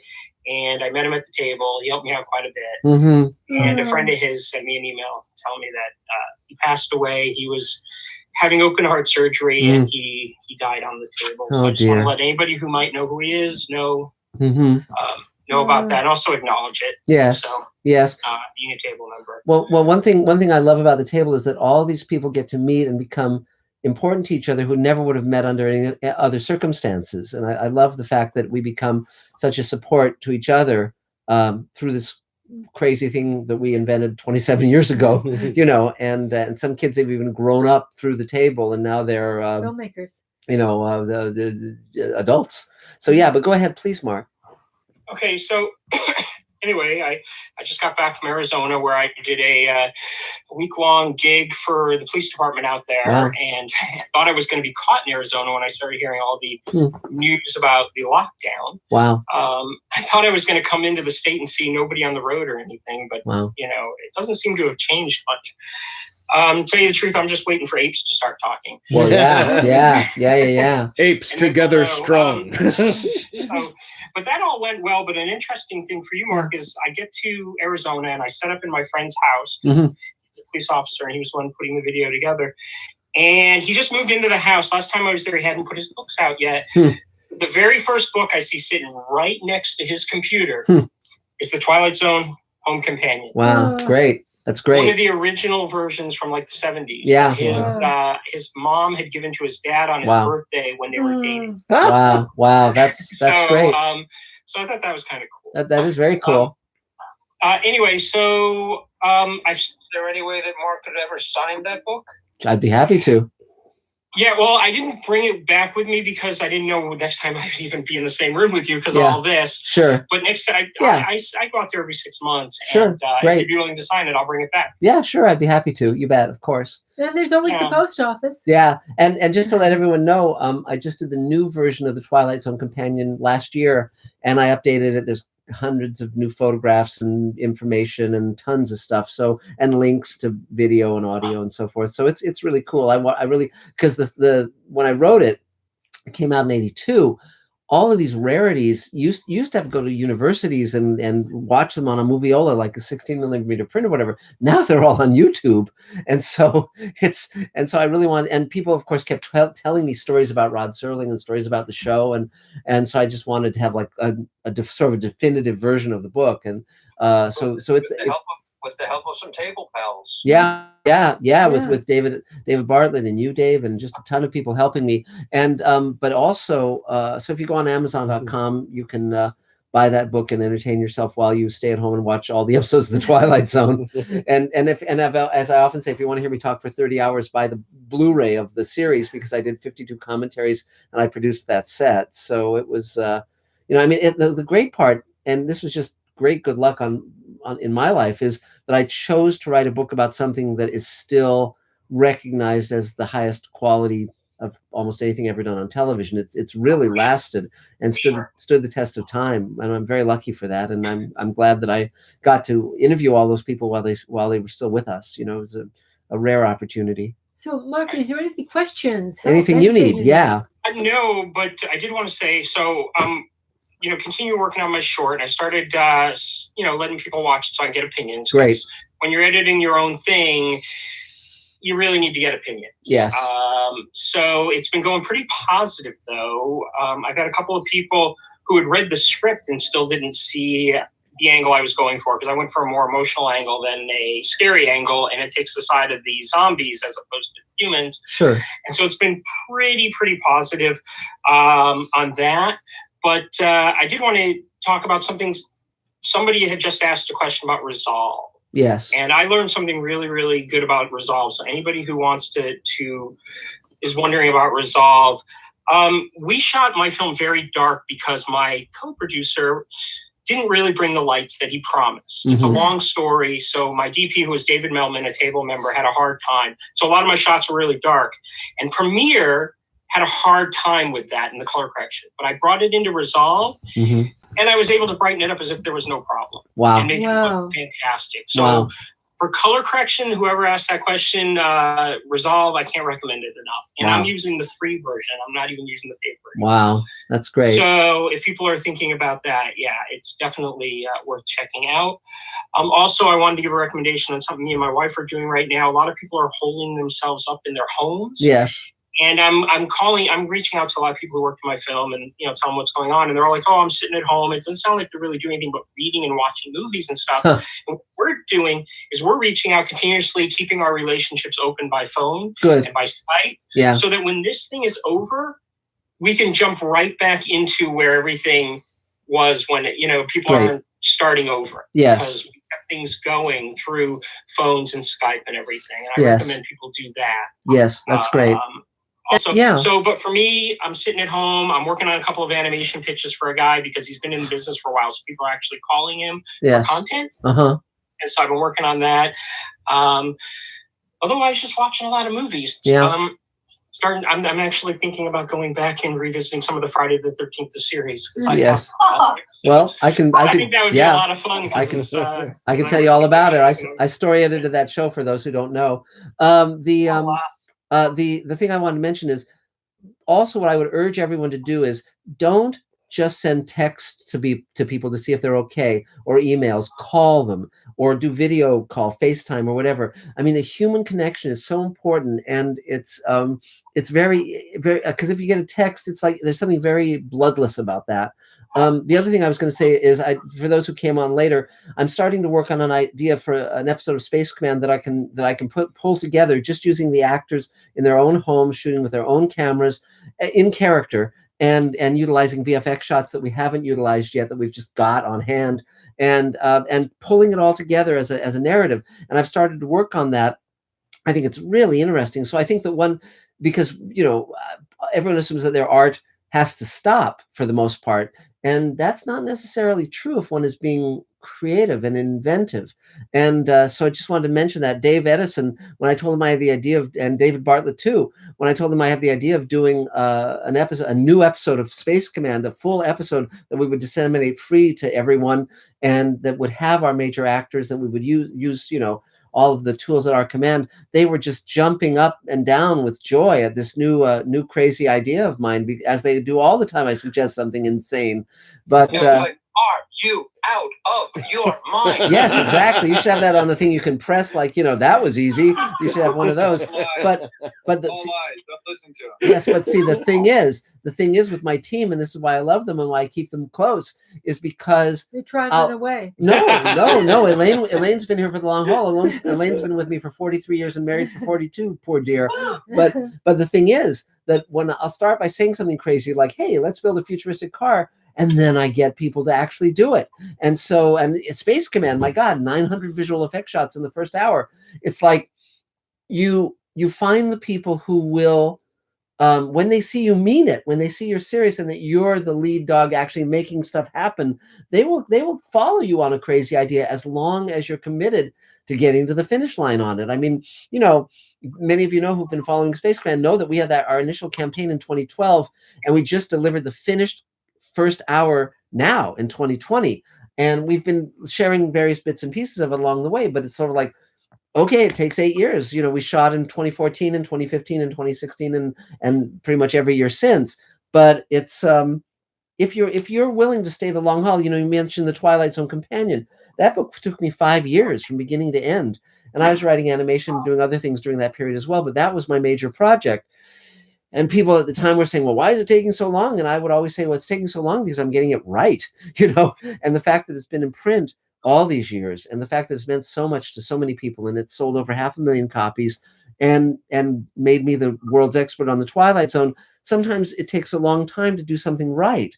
And if you're willing to put in the time and the effort, it's worth it. And people recognize that you're creating something of quality. So again, I don't know if I can pull off an episode of Space Command while we're all sitting in our apartments, but I find it a wonderful challenge.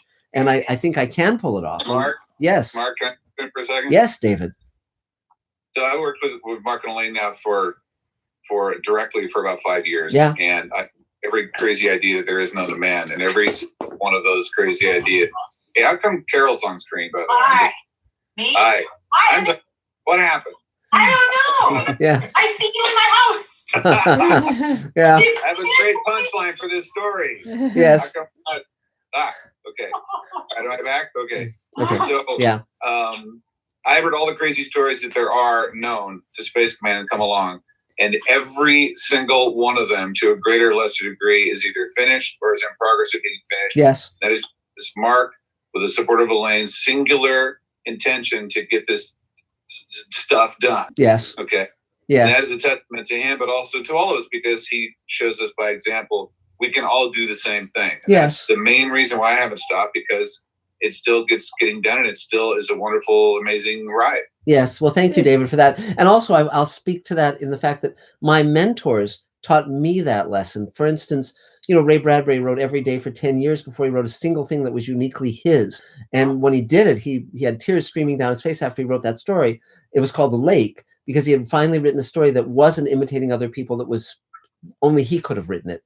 And Rod Serling, most people don't know that Rod wrote 5 pilots of the Twilight Zone before he got the series approved. And he was just determined.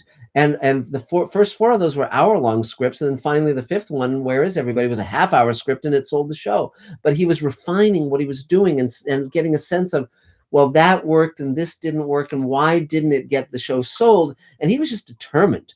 And Guillermo del Toro, who I wrote a book with, Guillermo spent 10 years building the infrastructure to do his first movie, Kronos. And, and when he couldn't afford a shot that he felt was vital, he sold his van. And he was deeply in debt when he finished that film, but that put him on the map. And he won the Prix d'Or at Cannes with that film. Palme d'Or. Yes. And but the point being, this is not, sometimes they'll say old age isn't for sissies. Well, the arts are not for sissies either. You have to be there and be determined. And if anything can stop you, it will. But if you decide that nothing will stop you, then you'll get done what you're here on earth to do. And so that makes that old age and art, I guess, are a perfect storm. Yes, yes. Well, my friend Norman Corwin, who lived to 101 and was an amazing writer, he decided that he was going to strive for longevity, and he did. And he came from a long-lived family. His dad made it to 107. His brother, I think, made it to 104. I mean, yeah. He's if you can have someone be your parent, have him be your parent, because he had good genes. But the point was that he made it through his 90s into his hundreds, and again, but he had to commit to that and recognize that it would be difficult. It would not be an easy journey. And Ray Bradbury was writing 2 books a year through his 80s into his early 90s, and Ray was just astonishing. The color correction editing program you want. Yeah, sure. So I've done a lot of editing for years too, and I started out before when there was film with splicers. Mm-hmm. That's how far back I go.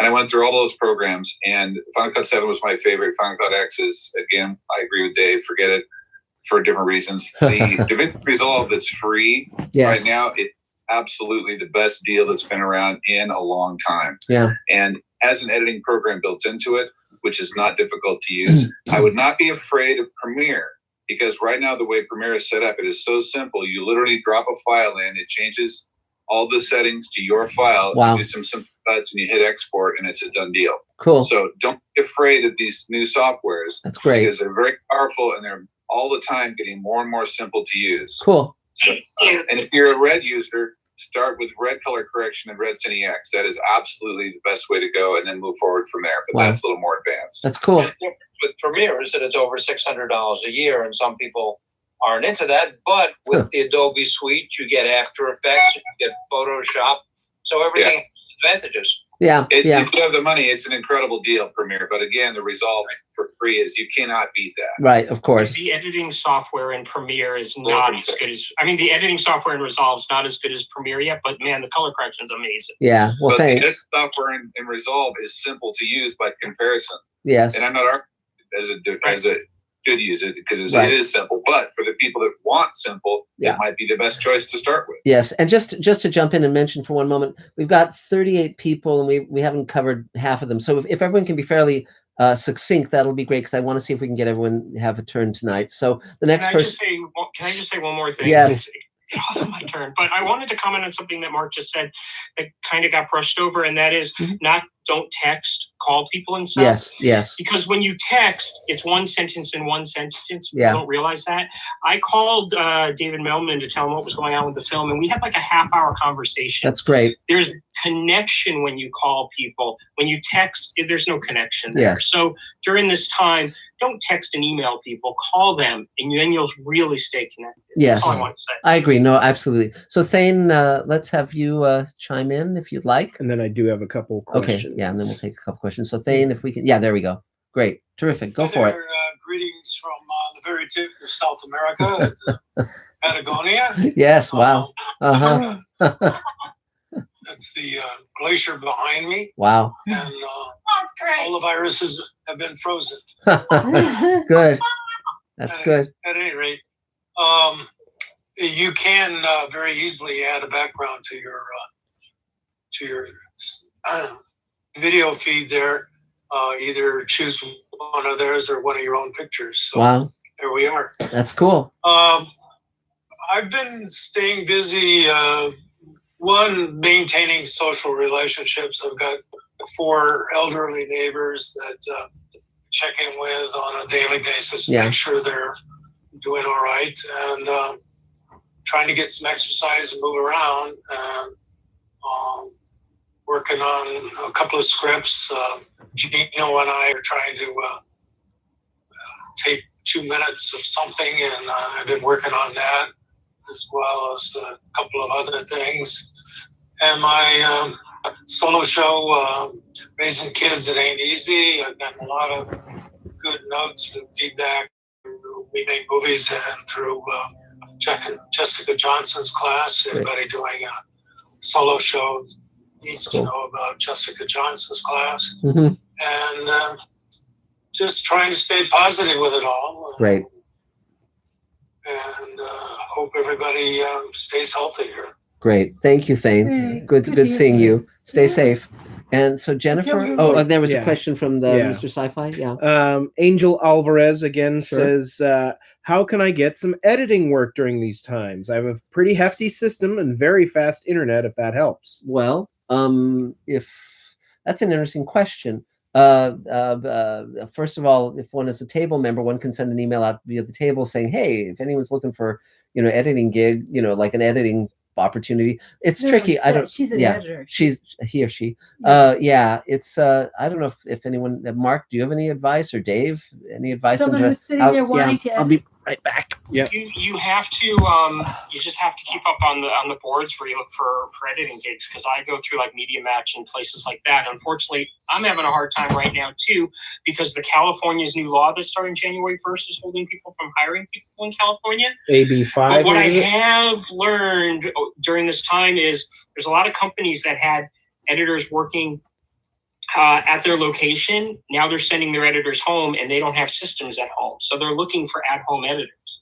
And so if you hit the boards like Media Match and some of these other ones that are just kind of skipping my mind right now, you might be able to find some work. Don't wait for the work to come to you. Okay. And So the other problem about California and having folks as contractors, independent contractors, is you're probably better off if you actually incorporate, because then they're hiring the company. You just happen to be the owner of the company. So it's definitely a route to look at if that's something that you're running into as a problem. Okay. Okay. very good. So I'm back, and Okay. so Next, the I think the next. person. Let's see. I do have. Yeah. So go ahead. Go ahead. Yeah. Yes. Yes. Mr. Miles, chief engineer again. Yes. Says, have you ever worked with Robert Meyer Burnett? I haven't worked with him, but I know him. It's like sort of everyone in science fiction, one way or another, knows each other for the most part, both in film. If you're in film and TV, you know those guys. If you're in novels, you know those guys. And because I'm in both, I know all of them more or less. So yeah. And I mean, most people are pretty good to know and to deal with. It's an affable community. So, but let's go now to Jennifer. What? Oh God. Well, there. Yeah, I think. Yeah, look at that. There's. Yeah, he's. They recognize who's the most vulnerable, and they're predators, and they recognize who to attack and devour. So Jennifer, do you want to unmute, and you can have your thing? Okay. Can we unmute you? Yeah, there you go. Go for it.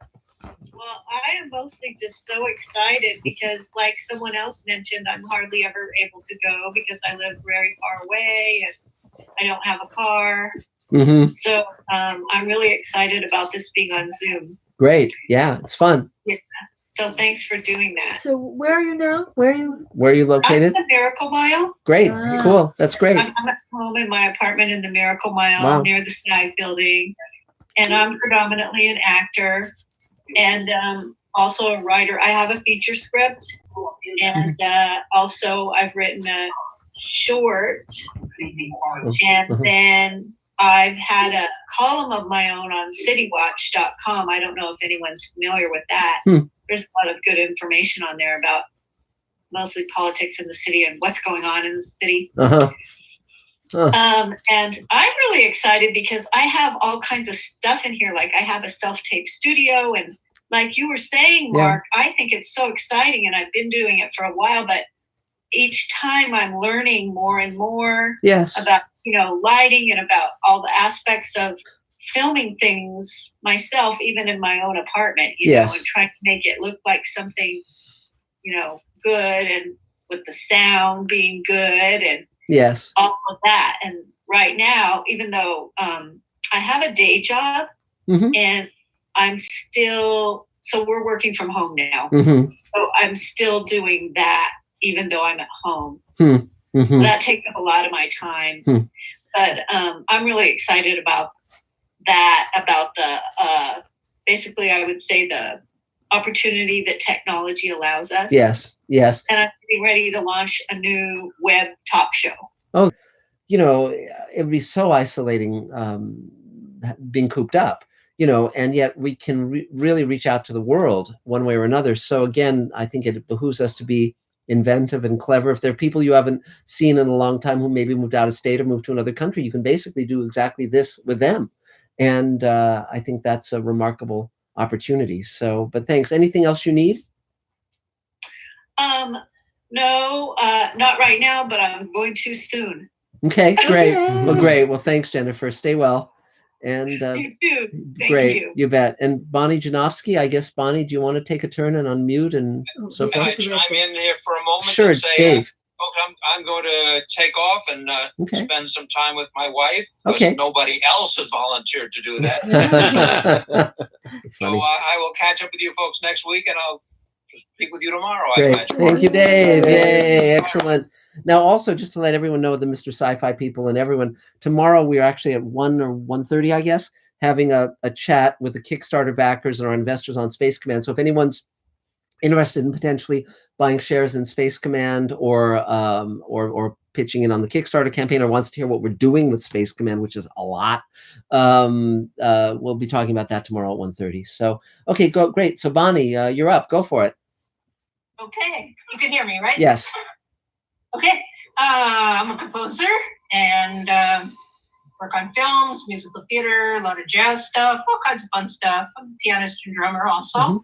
I'm a longtime member of the table. And yeah, if anyone needs any musical needs, I have a film musical I'm working on, a director I've worked with many times, and he's an amazing tap dancer and choreographer. Great. It's always a lot of fun music and songs, all kinds of fun stuff.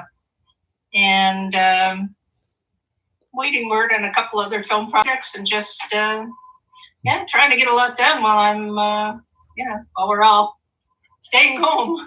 Yes, exactly. Yeah. Is there anything you need? Just if anyone needs music of any kind. And how can they? You want to tell everyone? All kinds of fun. Sorry. You want to tell everyone how they can best hear your music? Oh, I have a website. Yeah, that's something I'm working on Yes, while yes. we're here at home. Is finally just starting to update my website, which terribly needs updating. Lots of stuff to add.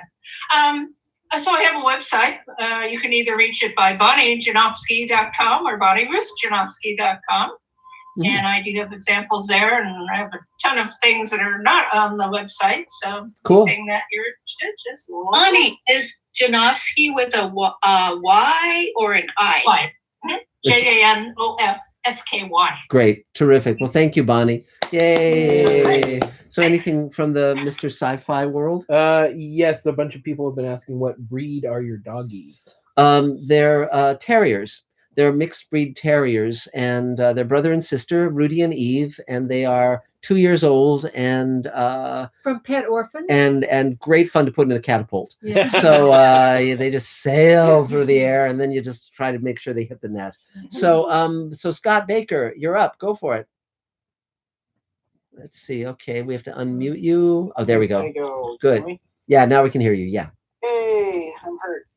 Hey, Scott Baker, writer, director, producer of The Passenger, sci-fi thriller feature film, starring some Star Trek sci-fi actors you might know: Doug Jones, Tim Russ, Marina Sirtis, Sherman, Anna Hunter, Martin Raimi. We shot it at Mark's Space Command Studios 2015. We got a short theatrical run, and now it's on Amazon Prime, among other places. So you get to watch right Cool. now where you're all quarantined. You can go to Amazon Prime and watch The Passenger. I'm also a Steadicam operator. Obviously, not doing any of that right now, but when work starts going up again, I'll do Steadicam. I've worked on over 30 feature films, short films, videos, commercials, that sort of thing. And also, let's see, I've got a podcast going. If you guys are looking for stuff to listen to, podcast, it's called the Old Fashioned Hollywood Podcast.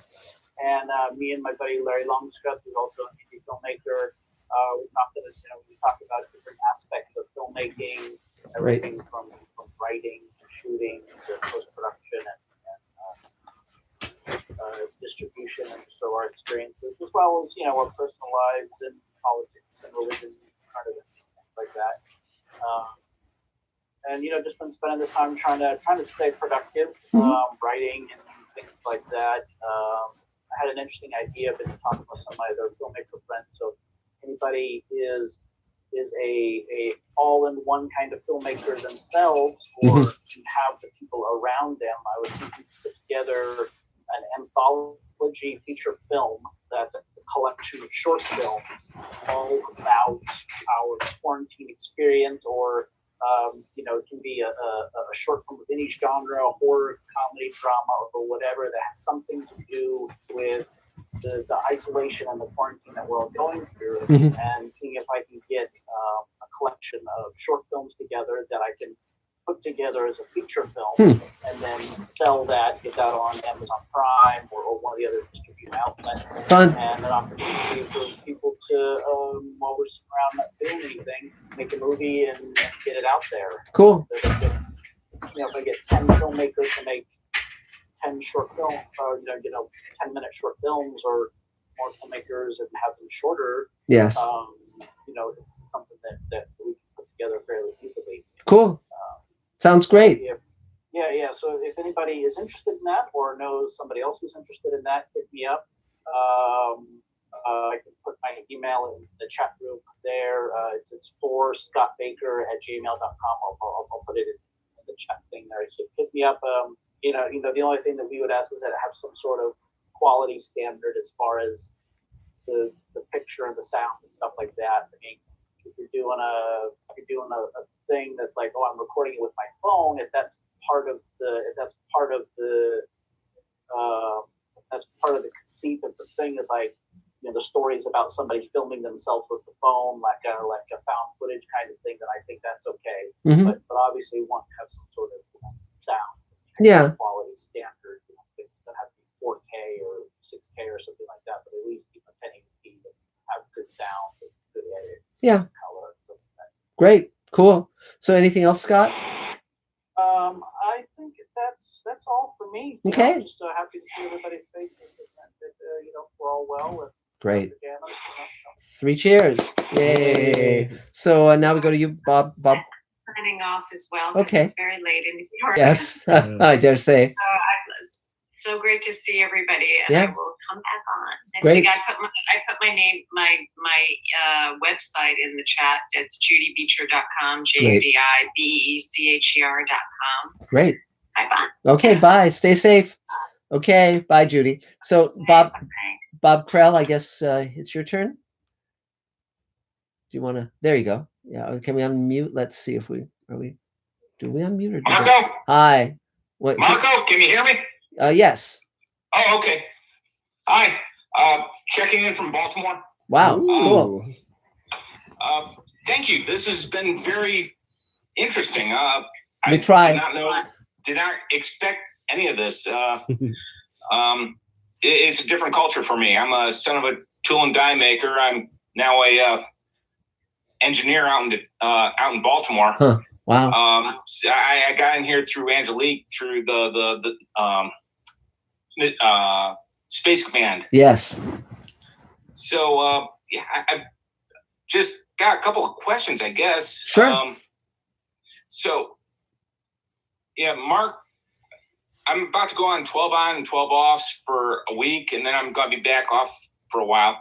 What books, movies, videos do you recommend in my downtime? Wow. I'm on lockdown. That's a big subject. I just finished reading for the second time The Plot Against America by Philip Roth, which I really liked. They're doing it as a TV series on HBO right now. The TV series is good, but not as good as the book. The book's great. It basically is a parallel history story where Charles Lindbergh gets elected president, supplanting FDR, and because he's favoring the Nazis. We don't enter the war. And anti-Semitism rages in America. It's a really interesting book. Beyond that, Solaris by Tarkovsky, the Russian version of Solaris, plus the book by your mind and reconstructs whatever you feel guilty about. Suddenly those things or people are there in your life again. And our main character, his wife committed suicide, basically his fault. And she's reconstituted almost like a ghost. It's a really good book, and movie too. Wow, I mean, there's just a ton of stuff. If you're into science fiction, you just can sort of look at what's won the Hugo Award the last 10 or 15 years. Most of us haven't kept up with it, so checking out those books. Also, Audible has audio versions now of almost every book you could imagine, and there's also something called Libby, which provides Kindle books and audio books for free. You just sign in with your library card, and that's a really great free source of tons of stuff. And so that's some of it. Another thing one can do is, if one has like DVDs or Blu-rays, if you have your favorite movies but maybe haven't listened to the audio commentaries, that's a fun thing to do. Some directors and actors are very good at audio commentary, or some are very bad. We've just posted my audio commentary on the first hour of Space Command on Mr. Sci-Fi, and Ethan McDowell and Brian McClure, who play two of our leads, just did their audio commentary, and we're going to post that. So that's some of it. I mean, I'm catching up with Better Call Saul, which I'm enjoying. I love that show. Yeah, and Picard, the Picard TV show is variable but interesting. So that's some of it. And we're going to be doing a new episode of Space Command, just from people of our actors in their homes and so forth. So I'm going to weave that together. So it's sort of like watch this space, because there's going to be great things coming. And again, as I said, if anyone wants to buy more shares of Space Command, it keeps the lights on, keeps everything moving forward, because we're ramping up to shoot the fourth hour, as soon as everything gets going again. But we're actively building sets and doing visual effect shots and all of that stuff, and prepping. We're in post on hours 2 and 3 and prepping hour 4, and I'm laying out the entire season of 12 hours right now. So it's a busy time. Yeah, it's a kind of a shame it wasn't in the hopper already. I mean, you had a captive audience here with everyone locked down for. I'm posting almost every day now, and there's a lot of stuff. We're working on the audio play is in post-production, the graphic novels being drawn, and we're combining the graphic novel and the audio play into what's called an animatic, which is basically like a comic book with an audio track. It's really fun. And so there's a ton of stuff that we're up to. I mean, I haven't slowed one whit. I'm still creating the new show with Rockneil Bannon, and another new show with Mark Fergus. Rockneil Bannon created Farscape and Alienation and Defiance, and Mark Fergus and his partner created The Expanse and run that show. So I'm creating new shows with both of those entities. So, but is there anything else? Any other thing you'd like to know, Bob? No, that's about it. It's just funny. I'm thinking back to the audiobook, Max Brooks, World War Z. Yes. Yes.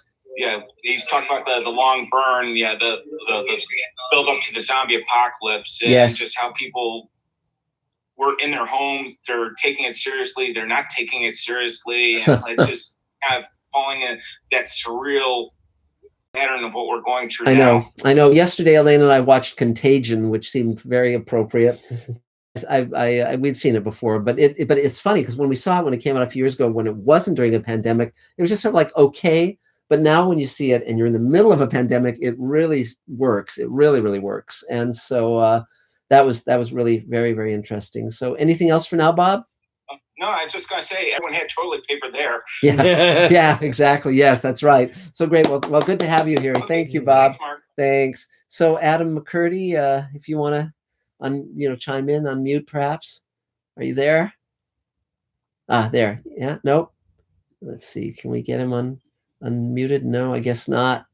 It's not doing it. So okay. There it went. Can you hear me? Yeah, I can hear you now. Yeah, you bet.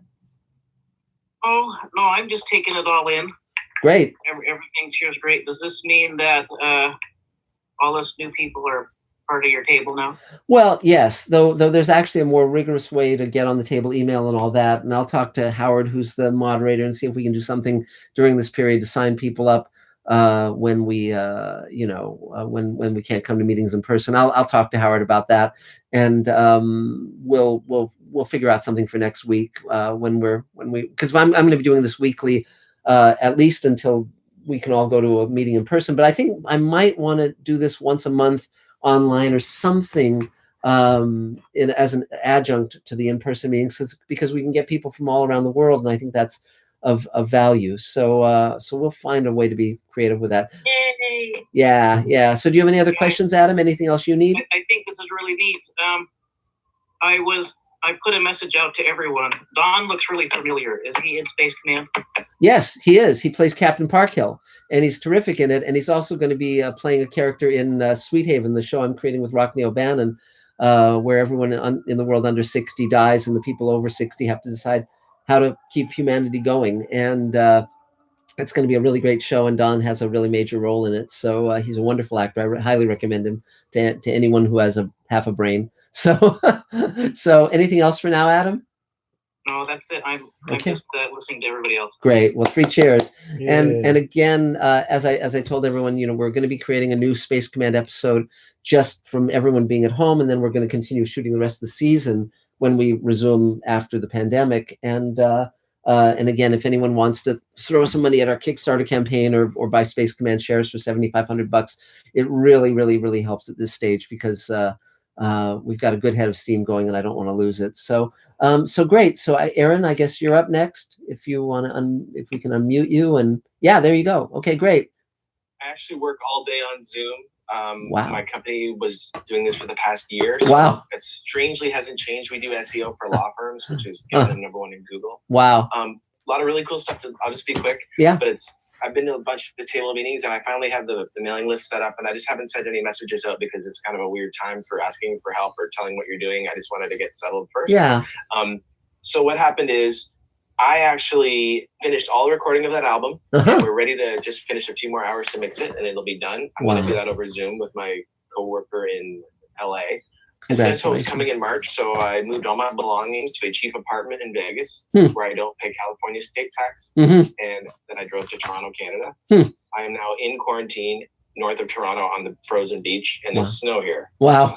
And but what I did the other day on Tuesday night was I streamed live on Twitch, like I've been trying to do with my project, but I hired my sound guy who normally would come to a show, and he was in LA, connected to TeamViewer, controlling my laptop and mixing around on the Twitch stream, and it worked. So we'll be doing that on Friday night again at 8 p.m. I'll play some songs, and I just kind of getting it working. But I'm really excited that has been figured out based on necessity. So Yes. that's awesome. Yes. That's and great. if you guys have issues with Twitch and things like that, it's very, there's a lot of weird stuff. Feel free to ask me if you have a question, but I'm just sort of learning it too. So Cool. I have a publicist in Canada I'm going to work with to release the music and try to promote the video we shot with one of the table members. Andrew Miller helped me out. Great. We used the same software you're all talking about, and it worked great. If you go to youtube.com/Cronus, I'll throw in the link. You can see the video we made for Forever Is to Die, which is a cover, and the original album is still coming out 4/24/2020. Cool. Well, that's great. Good to have you here. Thank you. So, other quick- questions from Mr. Sci-Fi? Quick shout out. Okay. Carwin Morris says hello from Wales, where Wow. it's 3:30 a.m. and just woke up from having a recurring nightmare. Oh, wow. Jesus. Well, good to have you. Yeah. Good to have you aboard. So there's Emily Clark. I don't know if you want to unmute or say anything, but if not, we can move on to Don. So Don, you want to unmute, and we can you can pipe in? Great. Let's see. Do we Captain Parkhill, or is it General Parkhill No, now? it's Captain. But Don, can we? Let's see. Oh, we're trying to unmute you, and oh, there. Wait, there you go. We can hear you. Go. Okay, I forgot. Hi. Great. I don't know why. It's just my name. Don's there. I don't know how you get the last name up there. I didn't even know that it was enough. Yeah. Well, So, how are you doing? I'll have to look zoom into that. Yeah. See what the deal is. Mhm. But yeah, I've been using the time just to clean out files, get caught up on things. Yeah. And I live out in Sun Valley, and I have there's actually a kind of a real steep hill, sort of a mountain, about 10 minutes up the road, and I've been hiking up there every day. And Good. it's fun because I don't know why, but nobody else goes up there. I'm able to go up there and do monologues. You're doing a Shakespeare monologue, and there's nobody around, and it's like really cool. That's great. That's great. Caught up on that, and then a couple of table members, Laura Keller, started film collaborative group with Scott Ficus, Hmm. and Scott had a script that he had written, and so I was able to work with him on that, and then I had another project that after working on a couple of months, with the it was canceled, of course, because of the situation. Yes. But I guess around the positive part of that was I had an audition with Disney show about a week before they called off everything because of the coronavirus. Yes. And so now I can blame it on the coronavirus that I didn't get the role. Yes. That's good. That works. So great. But I'll show you something. I'm working on Sweet Haven. But one thing to mention, Don, is I'm working on Sweet Haven, and this is my little crib sheet of the different characters. And if you look closely, let's see, where are you? And yeah, there you are. There's your picture. Let's see. There we go. There it is. So yeah, so it's great fun. So anything else you need right now?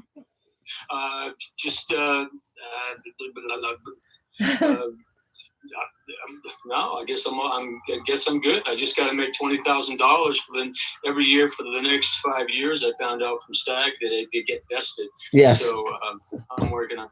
Well, okay. Well, we'll do our best to help you. So great. Well, thank you, Don. Yay. So Kira, let's see if we can unmute you. Let's see. Can we unmute your? Yeah. How does it work? Hit the red. Oh, hit the red. Is that how it works? I think he needs to do it himself. Oh, Kira. Yeah, there you go. Okay, yeah, go for it. Can you hear me? Yeah, we can. Okay.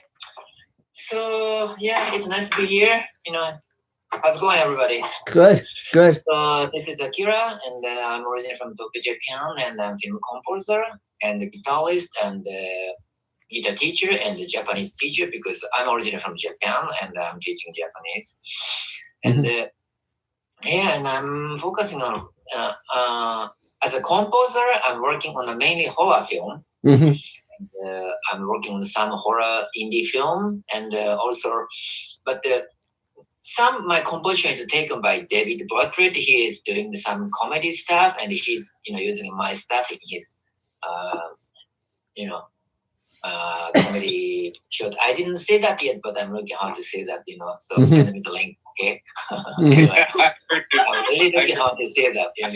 You right now, Akira. How my music is incorporated in comedy because I write that music on the purpose for being using in the horror stuff, That's what I'm really interested in.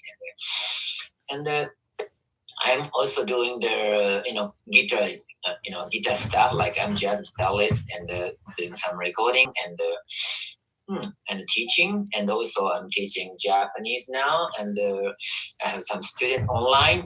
But before this quarantine, I was teaching some students at Starbucks, but just drinking coffee and talking and doing some one-on-one lesson. But now you cannot do that right now, and I try to shift all the students to the like this kind of stuff, online. But some student is still left, and I'm still, trying to get student back to me, because that's makes my living now anyway.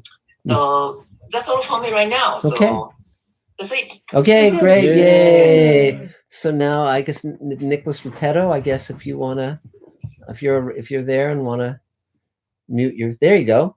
Hello. How are you doing? Doing well. Nicholas Repetto, table member for like 6 years now, I think. Yeah. Wow. It's been a while. Cool. I've been working on, actually, I'm going to be scoring a few films. I got a film from the table, email, feature film that luckily went into post when this thing started. So, as we know, composers are always in self-isolation. And since I write music for film, this is perfect. So I'll be doing that, and also I'm trying to give back to people through Instagram. So I started doing some violin duets. So if you're sitting down and want to listen to some cool music, I have my Instagram, which is, I'll put it on the chat, some Bartok duets, which are kind of 20th century pieces, and I'm doing that here in my home studio. And other than that, if anyone needs music, like every other composer, just feel free to shoot me an email or check out my website, which I'll post in the chat. And I hope everyone's doing well, and nice seeing you. And I love that we're doing it on Zoom, by the way. Yes. It's a great idea. It's fun. Well, great. Well, thanks a lot, Nick. Talk to you soon. Thank you. Bye. Okay, so Myron, I don't know if you're on, but if you are, we can have you chime in. No? Yes. Oh, there you go. Hi, Myron. How are you doing? I am good, thank you. It's so wonderful to hear you, and it's been a very long time. I've been in Holland for a while. Wow. As my visa expired, and I thought, like, I haven't been in Holland for a long time. I want to see what's happening here with the UK, coming to countries here. Wow. With the companies, and Netflix is here now as well. So seeing what's happening with European things. So in the meantime, I've been talking with my writer friends from LA, and just set up a TV series for Grounded Sci-fi. Wow. That we're pitching now in Holland to some production companies. Great. And I found out that, like, my because also I'm Dutch, it's harder for me to write in English or faster. So I combine that with another writer, and I can focus also more on directing. So, and that definitely paid off. We just won another competition, and we're now making a teaser after the coronavirus, and that's with an LA production company, a big one. And so we're creating the teaser for that. Great. And so now I have the time to sort of, figuring out all the shots, and sort of what I really loved about you. You're saying that, already try to work with the people, connect with them already while they're not at home. So that's what I'm doing right now. I'm sort of like forming the team and seeing what I can do. And great. So it's not really a question that I have. It's more like I'm listening to the other people, and just doing that basically. Great. Well, it's great to hear from you. So terrific. Well, welcome, and it's good to have you here. So let me see. I'm before we continue with some of the people who are on the bottom here. I see Irina, and I know you're on the East Coast. Do you want to unmute, and then we can hang on? Where are we? Yikes! There we go. If you want, I don't know if there's anything you want to say, but you can unmute your mic, and there we go. Hi. Hi, Mark. Hi, Lane. Hi. Good to see you. Yeah, long time no see. Yes. Glad you're doing well, with everything that's happening. Yes. We just wanted to say hi. This is a great opportunity. Yeah, because I was planning to come to LA, but with everything now, everything gets pushed back. Yes. But keeping busy. Ironically, now I have time to edit the 10 episodes of my web series that I've shot. So, keeping myself busy. Good. And as far as the advice, what do you see as far as the web series concerned? Is it possible to monetize it, or very it's difficult? Still pretty much non-existence. Yeah, it's very difficult to monetize a web series. I mean, I really think of them much more as proof of concept. There may be someone's making a lot of money, but I haven't run across that person. I mean, if someone is, what you could do is you could Google most successful web series, and then get in touch with those people and say, have you made money off of this? Because I just haven't heard of that. If you're on YouTube and you have millions of hits, then you can raise a reasonable amount of money. For instance, one guy did a video that said how I bought my Tesla for $7, and that had millions of hits, and he was able to pay off the Tesla $55,000 with the money that he got from that video. But that's unusual. What's Google AdSense? Yeah, Google AdSense is how they pay you when you're on YouTube.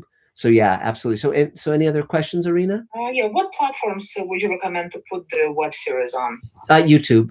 I like YouTube best. I mean, that's where most people go, and you can get advertising on it and so forth. If you're doing a podcast, like an audio podcast, then there's a number of different platforms, and you can put them on that. Michael Moore has been promoting. Michael Moore just started a podcast, and his sponsor provides free services. to people who want to do podcasts. So they put everything up on all the different platforms. So it's doable. And you know, radio drama actually is much less expensive than shooting something. And so there, you know, and there's a lot of people are doing sort of TV series, almost like an audition for a TV series by doing an audio version of it. And some of those have been selling as TV shows. So that is possible. And again, much less expensive. And, you know, as far as other possible distribution, like, would you still recommend to send it to festivals first? Yeah. Because I noticed that if you put your web series or like a short film on a paid platform, yes, the festival's still open to that. You know, they don't mind. But the moment you put it in the YouTube, nobody likes that. Right. Exactly.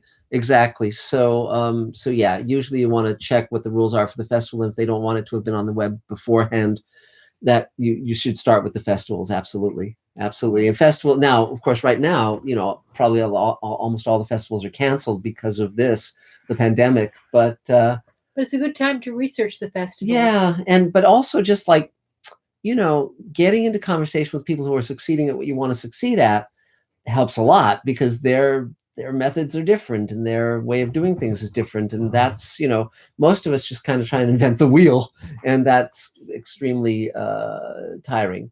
So, but anything else for now, Irina? All good. Okay, great. Well, great having you here. Thanks. Yeah. So, Sheila Thompson, I see you there.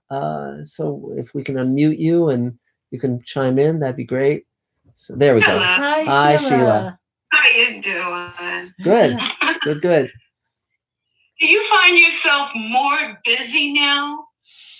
Differently busy. But busy, yes. Yeah, but we haven't slowed down. I mean, see, the good thing is that this is not that different from our life normally. Elena and I hang out with each other all day long, every day.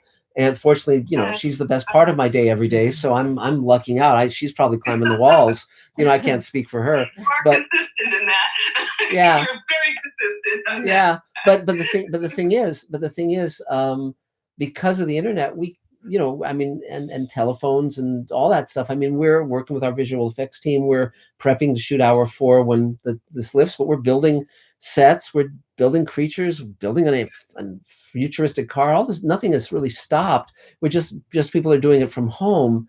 And in our warehouse, in our studio, we only have 1 or 2 people at a time. We're being careful. And that's David Bartlett. David's running all of that, of course, because he's handling the physical studio. But it just keeps going. Yeah. Okay. Well, I've been a member for over 10 years and thrown about 4 Christmas holiday parties. Which has been, come. Yeah, which has been great. The good news that I want to share is that the film that I want to direct, Out of Darkness, I now have a music person and sound, Mr. David Michael Williams, and he's a voter on the Grammys for like 10 years. Cool. And then I have Dennis Mahoney. He's a ACE. What's those after cinematographer? And I think it's AC or ASC. Yeah. Thank you. Forgetting. He has just joined to be the cinematographer for yesterday. And I'm just so excited because this project has taken 3 years to, you know, get to this point. And I'm casting a film. I've been casting so much in the last few weeks. Who I'm casting for now, and he's between a very famous anyway, yeah, a very famous financing unit and a very famous distributor unit that wants to do his film. So I'm so happy that I'm casting his film, and that by quite a bit of money. And he said that he can look into financing Out of Darkness. Great. Okay, so I'm getting so much closer. Oh yeah, and I'm taking directing lessons from Tim Alderman. He's done, I think you know the name over 200 projects, Broadway, off Broadway. So he's giving a limited class on directing. I'm learning so much. Cool. It's great. Anyway, I'm so happy you're having this. Yes, it's fun. It's very fun. Come. Yes, people can join it. So great. Well, thanks, Sheila. It's good to have you here. Yes, congratulations on Bye. all the stuff. And Great. we've got Some more Mr. questions. Sci-fi questions. Yes. Couple quick ones here. Sure. Carwin Morris asks, "Are you running a Patreon?" Yes, one can go on Patreon, patreon.com/Mark Zickery, and can pay money monthly to me, which I use to live. Yeah. I mean, and so that's helpful. So anyone, it's funny because even like $10 a month, $20 a month, something like that is significant, because again, if 10 or 20 or 50 or 100 people do that, it's a piece of change. And I've always strongly felt a kinship with my audience, much more so than with the network executives. I can work with network executives and have extensively, but I really love my audience, and I'm the same as my audience. So it's so yeah. If anyone wants to ever pledge on Patreon, you can pledge for a month or monthly, and it really helps. So yes, that is definitely something that we appreciate. And Kabuki Kid asks, "Who is this person?" Oh, that's an astronaut that I met. That's a real astronaut, Keel Lundgren, and we're going to be having the spacesuit contest again, and he's going to be one of the judges. I've reached out to him to be one of the judges, a real astronaut.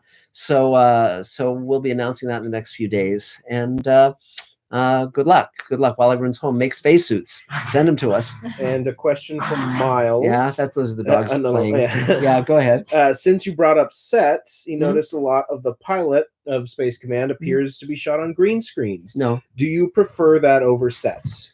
It's actually the Paladin corridor and the Paladin bridge are practical, physical sets. The house that Jack's parents live in is a real house. The car that Jack's dad drives is a real car. What else? The alien ship, the bridge part of it, the physical bridge walkway is real. I prefer physical sets with set extensions, really.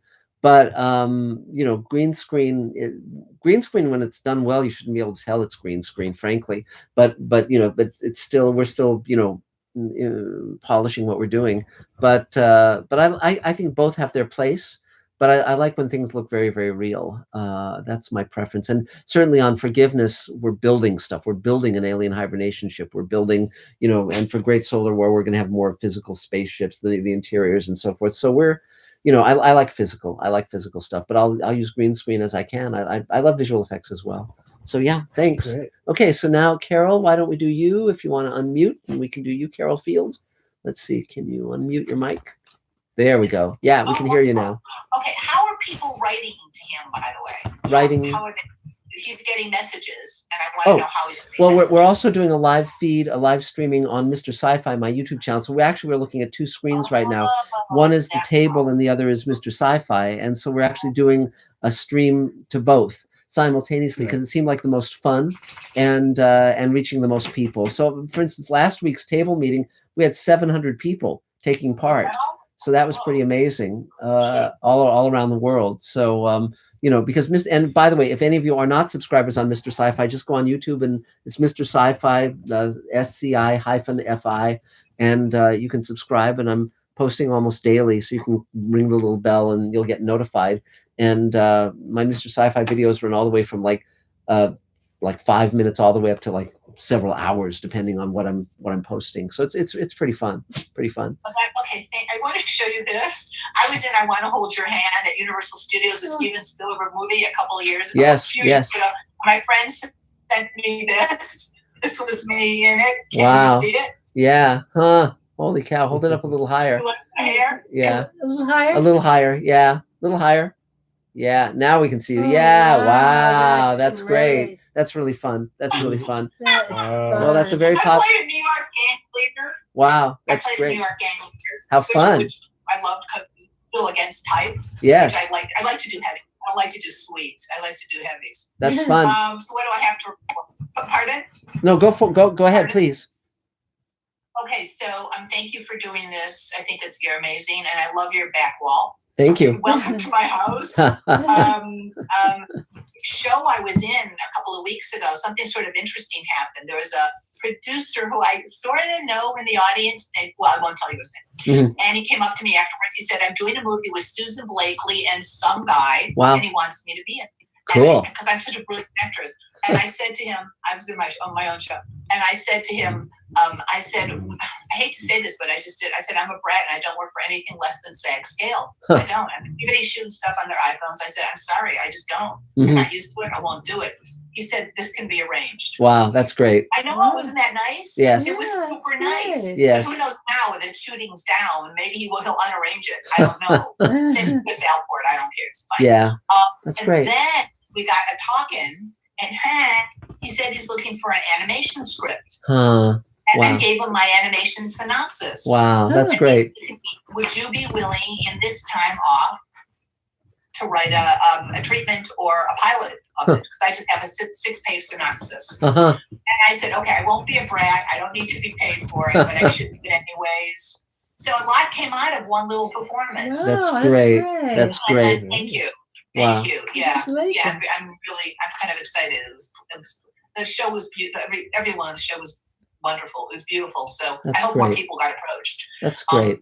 And I am mad at this virus, Mm-hmm. but we must all hang in there. Yes. We must all hang in there and not be stupid. I'm astounded, and this is the first time in history that we're encountering anything like this. Yeah. I mean, actually, the worst epidemic man has ever known. People think it was the bubonic plague or something. It wasn't. You know what it was? What? It was AIDS. It was AIDS. Wow. It's the worst epidemic we've ever had because it was so far-reaching. We still haven't really found a cure. Wow. After all these years. Yes. So we just have to hang in there and do the very best we can. Huh. And I don't know what to tell you. I'm seeing patients. I'm a psychotherapist. I'm seeing patients from my house. Yes.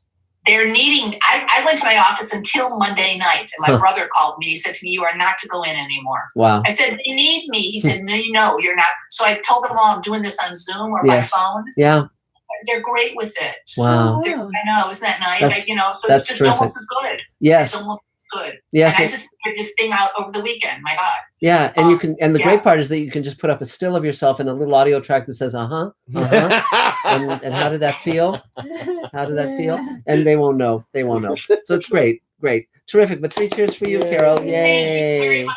And God bless you. And if you know a virtual masseur, please. Yes, really, really, exactly. I agree. Yes. So now, Dan, we got another. we have another one? Yeah. Yeah. Very good question from AS, who shares my initials. Great. Aside from the stuff you have going on, yes, if you could write on or restart a sci-fi show, Yeah. which one would you choose?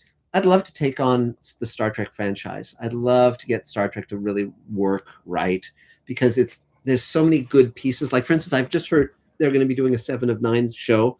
And I thought that was the one character they developed who actually is working well, because she's like, they've evolved her from what she was on Voyager to being this kind of freelance, vigilante kind of person protecting ex-Borg. And that's really cool. And her performance, she's doing, Jerry Ryan's doing a great job. She's always been a wonderful actress.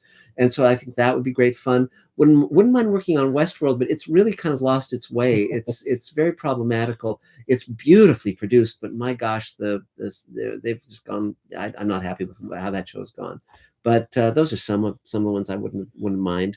So yeah.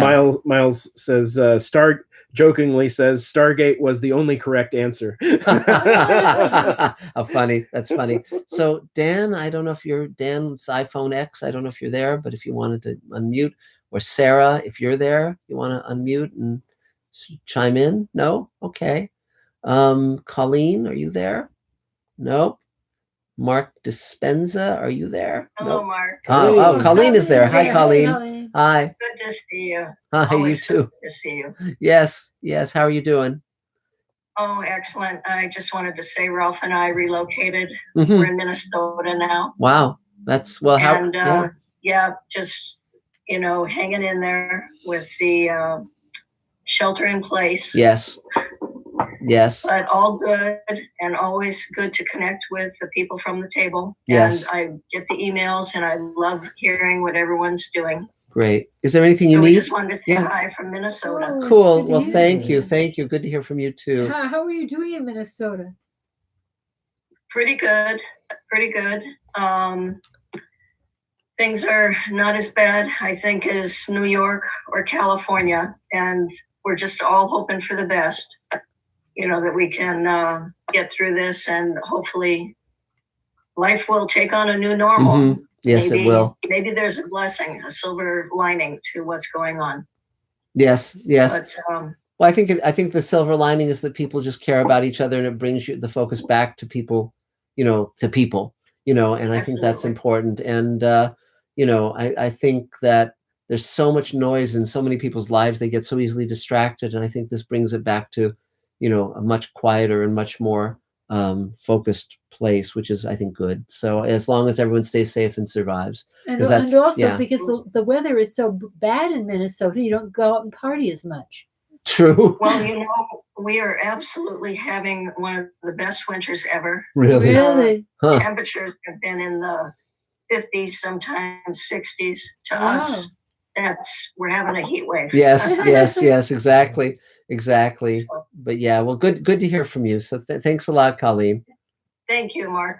Thank you, Elaine, for all you're doing and keeping the table going. You're very welcome. And so now, Mike Sorrell, I don't know if you're around, if you wanted to unmute and just taking things in. Okay, good. Nothing to add, but good to see you guys. You too. Thank you so much. It's good to see you.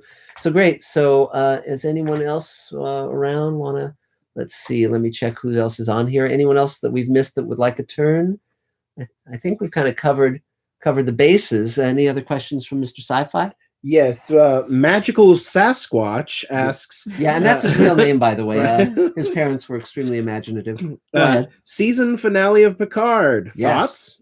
I just have it running as wallpaper right now. I'll watch it in earnest later. So no comment yet. But Jerry Ryan really stands out. She's great, and it was great to see Jonathan Frakes and Marina Sirtis again, and Brent Spiner. I've seen them in person at conventions and talked with them all, of course. I mean, Marina Sirtis shot, The Fifth Passenger at our Space Command studio. So that's pretty hilarious. I should reach out to her and see if she wants to be in Space Command. She's probably sitting on her sofa, just wondering what to do with her time. I'll do a commentary about the last few episodes of Picard in the next few days. And I mean, one thing that really is impressive in general, in terms of TV drama in general, is the level of production is much higher than it was in the 90s or earlier. I mean, they really, there's the level of production in most science fiction shows now is at the level of what would have been a feature 20 years ago, a major feature. So that's interesting how that's come around. But any other questions? Anything else we need to? No. Okay. Well, I think we're kind of heading toward the roundup. So unless anyone wants to, go ahead. I could take my turn. Oh yes, Adam, and then Adam and Elaine, and then me. Yeah. Okay. Sorry, I forgot about that. Go for it, Adam. Yeah. Here's Adam. Hi, everyone. Adam Sartain. I've been moderating the YouTube side of things tonight. Cheers. Yay! Keeping an eye on the comments. I am myself an actor, voice actor, and musician. I play tuba. Yeah. And those of you watching, if you want to hop on, subscribe to my channel as well. I have a YouTube series called Adam Plays the Tuba. Yes. Yes. It's guess what I do in that one. It's, you won't believe it. Yeah. But what I've been doing with my time, it's interesting as a voice actor and as someone that has, I've found that there's been a lot more activity in the voice acting world lately. I've had a lot more auditions.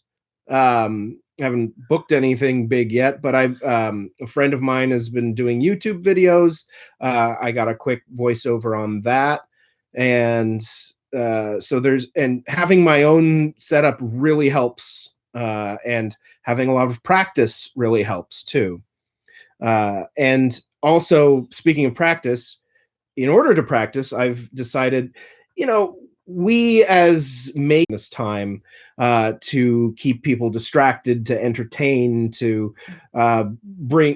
lift spirits, to bring hope. And so what I've been doing for the past, has been exactly 7 days now is every day I'm posting. I can do like more than 70 voices. Mm-hmm. So every day I'm posting 3 voices on my Instagram and my TikTok and Facebook. Wow, great. So cool. So anything else you need?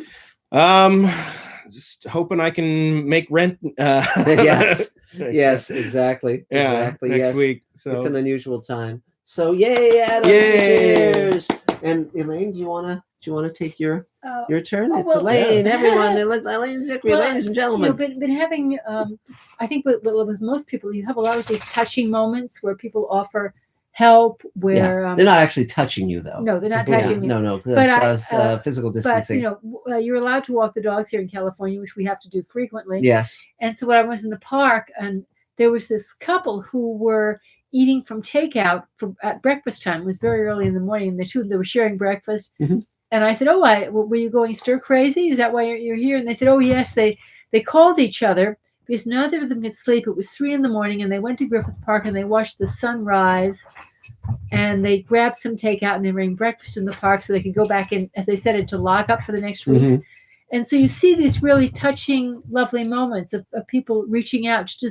I was so touched to hear about what was going on in Italy and then Chicago, people singing on their balconies to reach out to each other, where people were learning to really appreciate one another, and where we stopped kind of getting so busy that we forget what it's like to be close to each other. So I've been appreciating that, and beyond that, since I'm stuck in the apartment and have more work than I can possibly handle, I'm not really being very bored. Mm-hmm. So, but it's great that all of you have taken the effort to get together on this Thursday. Yeah, that's great. And keep the hope going. Cool.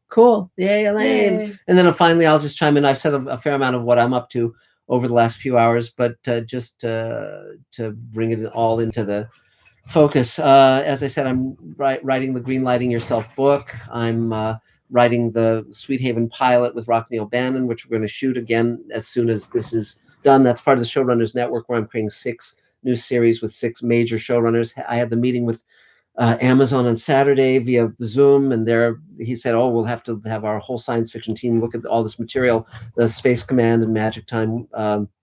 It's very fun. And meantime, we're upping our VFX team, adding people. There's so much to do. And so I'm overseeing post on hour 2 and 3 of Space Command. We're ramping up to shoot hour 4. I'm going to create a new episode just for the pandemic. So I'm starting to work on that. I'm going to be emailing a lot of the actors I know, Jonathan Frakes and so forth, to see if they want to be part of this thing where we'll shoot it at our own homes and on our own cameras. So we'll see how that all goes.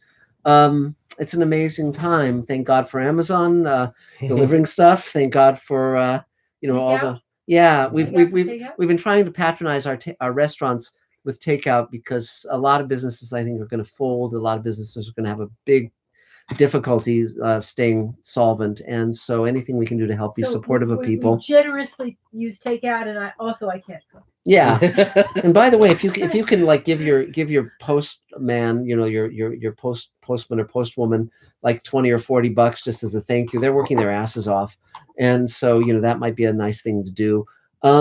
And just stay safe, stay well, take care of each other, and we're here. And anyone who wants to be part of Space Command or help support us with our various projects, that's much appreciated. Other than that, we're absolutely fine, and we're living the life we love. So that's it for now, I guess. One last question. Okay, great. I think it's important for Animadia. Okay. Says, hey, I'm a 3D animator working on making my own passion project pilot episode. Great. Any advice for more children's TV related things? Any advice in terms of her working in children's TV?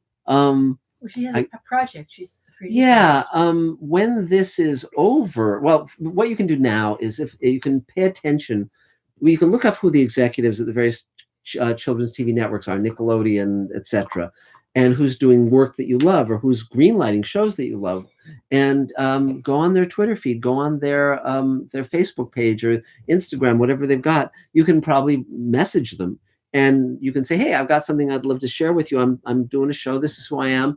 And they'll look at stuff now because they've got time on their hands. So I would do that. Beyond that, when when you when this lifts, when this quarantine lifts, go to conferences where those executives are, and you can meet them face to face. That's useful. Also, if there's animators whose work you admire, reach out to them and see if they, and again, if they like your work, say, well, can I use that for a blurb? They'll almost always say yes. And then you've got something where you can say, hey, you know, Mike Judge or whomever, you know, loves such and such, you know, and that can be very, very persuasive. So those are the things I would recommend. So anything else? I think we've done it. Yeah. Well, thank you all. We'll see you next time. So subscribe, do all the things we've been talking about, and I'm really glad we're continuing the table. It was great to have all of you here tonight. Take care. Bye. Bye, doggy. Bye. Bye, guys. Cool. Yeah, All let's right. end it. There we go. Good. We